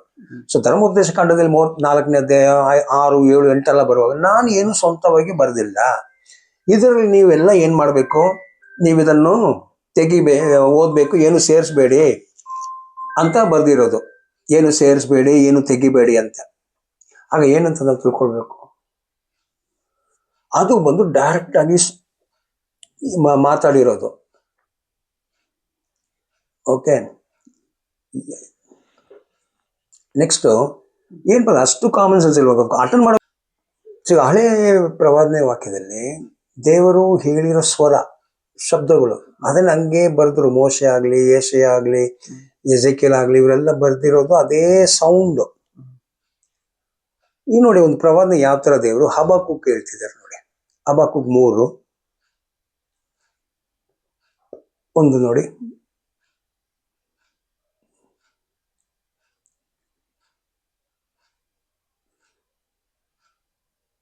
ಪ್ರವಾದಿಯಾದ ಹಬಕ್ಕೂಕನ ಪ್ರಾರ್ಥನೆ. ರಾಗ ಶಿಗ್ಯೋನೋತ್. ಯೆಹೋವನೇ, ನಾನು ನಿನ್ನ ಸುದ್ದಿಯನ್ನು ಕೇಳಿ ಹೆದರಿದ್ದೇನೆ. ಯೆಹೋವನೇ, ಯುಗದ ಮಧ್ಯದಲ್ಲಿ ನಿನ್ನ ರಕ್ಷಣಾ ಕಾರ್ಯವನ್ನು ಪುನಃ ಮಾಡು. ಯುಗದ ಮಧ್ಯದಲ್ಲಿ ಅದನ್ನು ಪ್ರಸಿದ್ಧಿಪಡಿಸು. ನೀನು ರೋಷಗೊಂಡಿದ್ದರೂ ಕರುಣೆಯನ್ನು. ಇಲ್ಲ ಬೇಡ, ಸ್ಟಾರ್ಟಿಂಗ್ ಅಲ್ಲಿ ಓದಿ, ಹಬಕ್ಕೂಕ್ 1 ಓದಿ. ಇಲ್ಲ 2:2 ನೋಡಿ. ಹಬಕ್ಕೂಕ್ 2:2. ಆಗ ಯೆಹೋವನು ನನಗೆ ಈ ಉತ್ತರವನ್ನು ದಯಪಾಲಿಸಿದನು, ನಿನಗಾದ ದರ್ಶನವನ್ನು ಬರೆ. ನೋಡಿ, ಈಗ ನೋಡಿ ಇಲ್ಲಿ ಯೆಹೋವನು ಹಬಕ್ಕೂಕ್ ಹೇಳ್ತಿರೋದು, ದೇವ್ರು ಹೇಳಿದ್ರು, ನೋಡು ಹಬಕ್ಕೂಕ್, ನೀನ್ ಏನ್ ನೋಡ್ತಾ ಇದೀಯ, ನೋಡ್ತಾ ಇದ್ರೆ ಚಿತ್ರ ರೂಪದಲ್ಲಿ ಕೊಟ್ರು, ಫಿಗರ್ ರೂಪದಲ್ಲಿ, ಚಿತ್ರ ರೂಪದಲ್ಲಿ. ಹಾಗಾದ್ರೆ ಒಂದು ಸೇಬನ್ನು ತೋರಿಸ್ಬಿಟ್ಟು, ಈಗ ಅವ್ರು ನೋಡಿರೋ ಸೇಬು ಬಟ್ ಬರಿಬೇಕಾಗಿರೋದು ಸೇಬು. ಸೊ ನೋಡಿರೋದು ಸೇಬು, ನೀನ್ ಬರಿ ಅಂತ ಹೇಳುವಾಗ ಅದೊಂದು ಸೇಬ್ ಅಂತ ಬರಿಬೇಕು. ಇಲ್ಲಾಂದ್ರೆ ಏನ್ ಬರ್ದಿರ್ಬೇಕು, ಚಿತ್ರಣ ಬರ್ದಿರ್ಬೇಕು. ಇಲ್ಲ, ಬುಕ್ ವಾಕ್ಯವನ್ನು ಬರ್ದಿರೋದು. ಹಾಗಾದ್ರೆ ಇಲ್ಲಿ ನಮ್ಗೆ ಏನ್ ಅರ್ಥ ಆಗ್ತಾ ಇದೆ, ಹಬಕ್ಕೂಕ್ ದೇವ್ರ ಚಿತ್ರಗಳು ತೋರಿಸಿದ್ರು, ಅದನ್ನ ಬರೆದ್ರು. ಬಟ್ ಅದಕ್ಕೆ ಮುಂಚೆ ಕೆಲವು ಪ್ರವಾದಿಗಳಿಗೆ ದೇವರು ಚಿತ್ರ ಅಲ್ಲ, ಡೈರೆಕ್ಟ್ ಶಬ್ದ ಕೊಟ್ರು, ಅದೇನವ್ರು ಬರೆದ್ರು. ಇದೇ ತರ ಯೋಹಾನಿಗೆ ಹೆಂಗ್ ಬಂತು, ನೀನ್ ನೋಡೋದನ್ನು ಬರಿ, ನೀನ್ ನೋಡ್ತಾ ಇರೋದನ್ನು ಬರಿ. ಹಾಗಾದ್ರೆ ಏನು, ಒಂದು ಸಿಂಹಕ್ಕೆ ಇಲ್ಲ ಒಂದು ಪ್ರಾಣಿಗೆ 10 ತಲೆ ಇದೆ. ಹಾಗಾದ್ರೆ ಏನರ್ಥ, ನೀನ್ ನೋಡಿರೋದು ಒಂದು ಪ್ರಾಣಿಗೆ 10 ತಲೆ ಅಂತ. ನಿಜವಾಗಿ ಒಂದು ಪ್ರಾಣಿಗೆ 10 ತಲೆ ಇರ್ಬೇಕಂತ ಏನೂ ಇಲ್ಲ. ಹಾಗಾದ್ರೆ ಏನಾಯ್ತು, ಇದು ಸಾಂಕೇತಿಕ ರೂಪವಾಗಿ ಪ್ರವಚನ ಮಾಡಿರೋದು. ಹಾಗಾದ್ರೆ ಇದು ನೋಡ್ಬಿಟ್ಟು ನೀನ್ ನೋಡಿರೋದು ಬರಿಬೇಕು. ಸೊ ಏನ್ ಬರೆದ್ರು, ನೋಡಿರೋ ಚಿತ್ರವನ್ನು ಬರೆದ್ರು. ಆಗ ಚಿತ್ರದಲ್ಲಿ ನಾವು ಹುಡುಕ್ಬೇಕು, ಅದಕ್ಕೇನು ಅರ್ಥ ಇರ್ಬೇಕು. ಇಲ್ಲಿ ಸಿಂಹ ಅಂದ್ರೆ ಏನು, ಇಲ್ಲ ಇಲ್ಲಿ ಬಂದು ಹಾವು ಅಂತ ಹೇಳಿರೋದು ಏನು, ಒಂದು ಹೆಂಗಸಿಗೆ ಮಗು ಆಗಿರೋದು ಏನು, ಆ ಹೆಂಗಸಿಗೆ ಯಾಕೆ 12 ಕಿರೀಟಗಳು ತಲೆ ಮೇಲೆ ಇದೆ, ಯಾಕೆ ಪಾದದಲ್ಲಿ ಚಂದ್ರ ಇದೆ 12ನೇ ಅಧ್ಯಾಯದಲ್ಲಿ, ಪ್ರತಿಯೊಂದು ವಿಷಯ ಏನ್ ಮಾಡ್ಬೇಕು ನಾವೀಗ. ಇದು ಬಂದು ಸಾಂಕೇತಿಕ ರೂಪವಾಗಿ ದೇವರು ಪ್ರವಾದನೆ ಮಾಡಿರೋದು ಪ್ರಕಟಣೆ ಪುಸ್ತಕದಲ್ಲಿ. ಹಾಗಾದ್ರೆ ಪ್ರವಾದನೆಗಳಿಗೆ ಬಂದಿದೆ, ಸ್ವರ ಬಂದಿದೆ, ಆಮೇಲೆ ಚಿತ್ರ ರೂಪ ಕೊಟ್ಬಿಟ್ಟು ಬರೆಯಕ್ಕೂ ಹೇಳಿದ್ದಾರೆ. ಸೊ ನಮ್ಗೆ ಕನಸಾಯ್ತು, ನಮ್ಗೆ ದರ್ಶನಗಳಾಯ್ತು, ಪ್ರವಾದನೆಗಳು ಆಯ್ತು. ಇದೆಲ್ಲ ನಾವು ಕಂಪ್ಲೀಟ್ ಆಗಿ ಬೈಬಲ್ ಸ್ಟಡಿ ಮಾಡುವಾಗ ಪ್ರತಿಯೊಂದು ಸಣ್ಣ ಸಣ್ಣ ವಿಷಯ ತಗೊಂಡು ಸಾಂಕೇತಿಕವಾಗಿ ಏನಿದೆ, ಏನನ್ನು ಹೋಲಿಸಿದ್ದಾರೆ, ಒಂದು ಸಾಮ್ಯದಲ್ಲಿ ಏನಿದೆ, ನಿದರ್ಶನ ರೂಪಗಳು, ನೆರಳುಗಳು, ವಾಕ್ಯ ಡೈರೆಕ್ಟ್ ಆಗಿ ಏನ್ ಬರೆದಿದ್ದಾರೆ, ಇದೆಲ್ಲ ನಾವು ತಿಳ್ಕೊಳ್ಳುವಾಗ ನಮ್ಗೆ ದೇವರ ಚಿತ್ತ ಏನಂತ ಗೊತ್ತಾಗ್ತದೆ.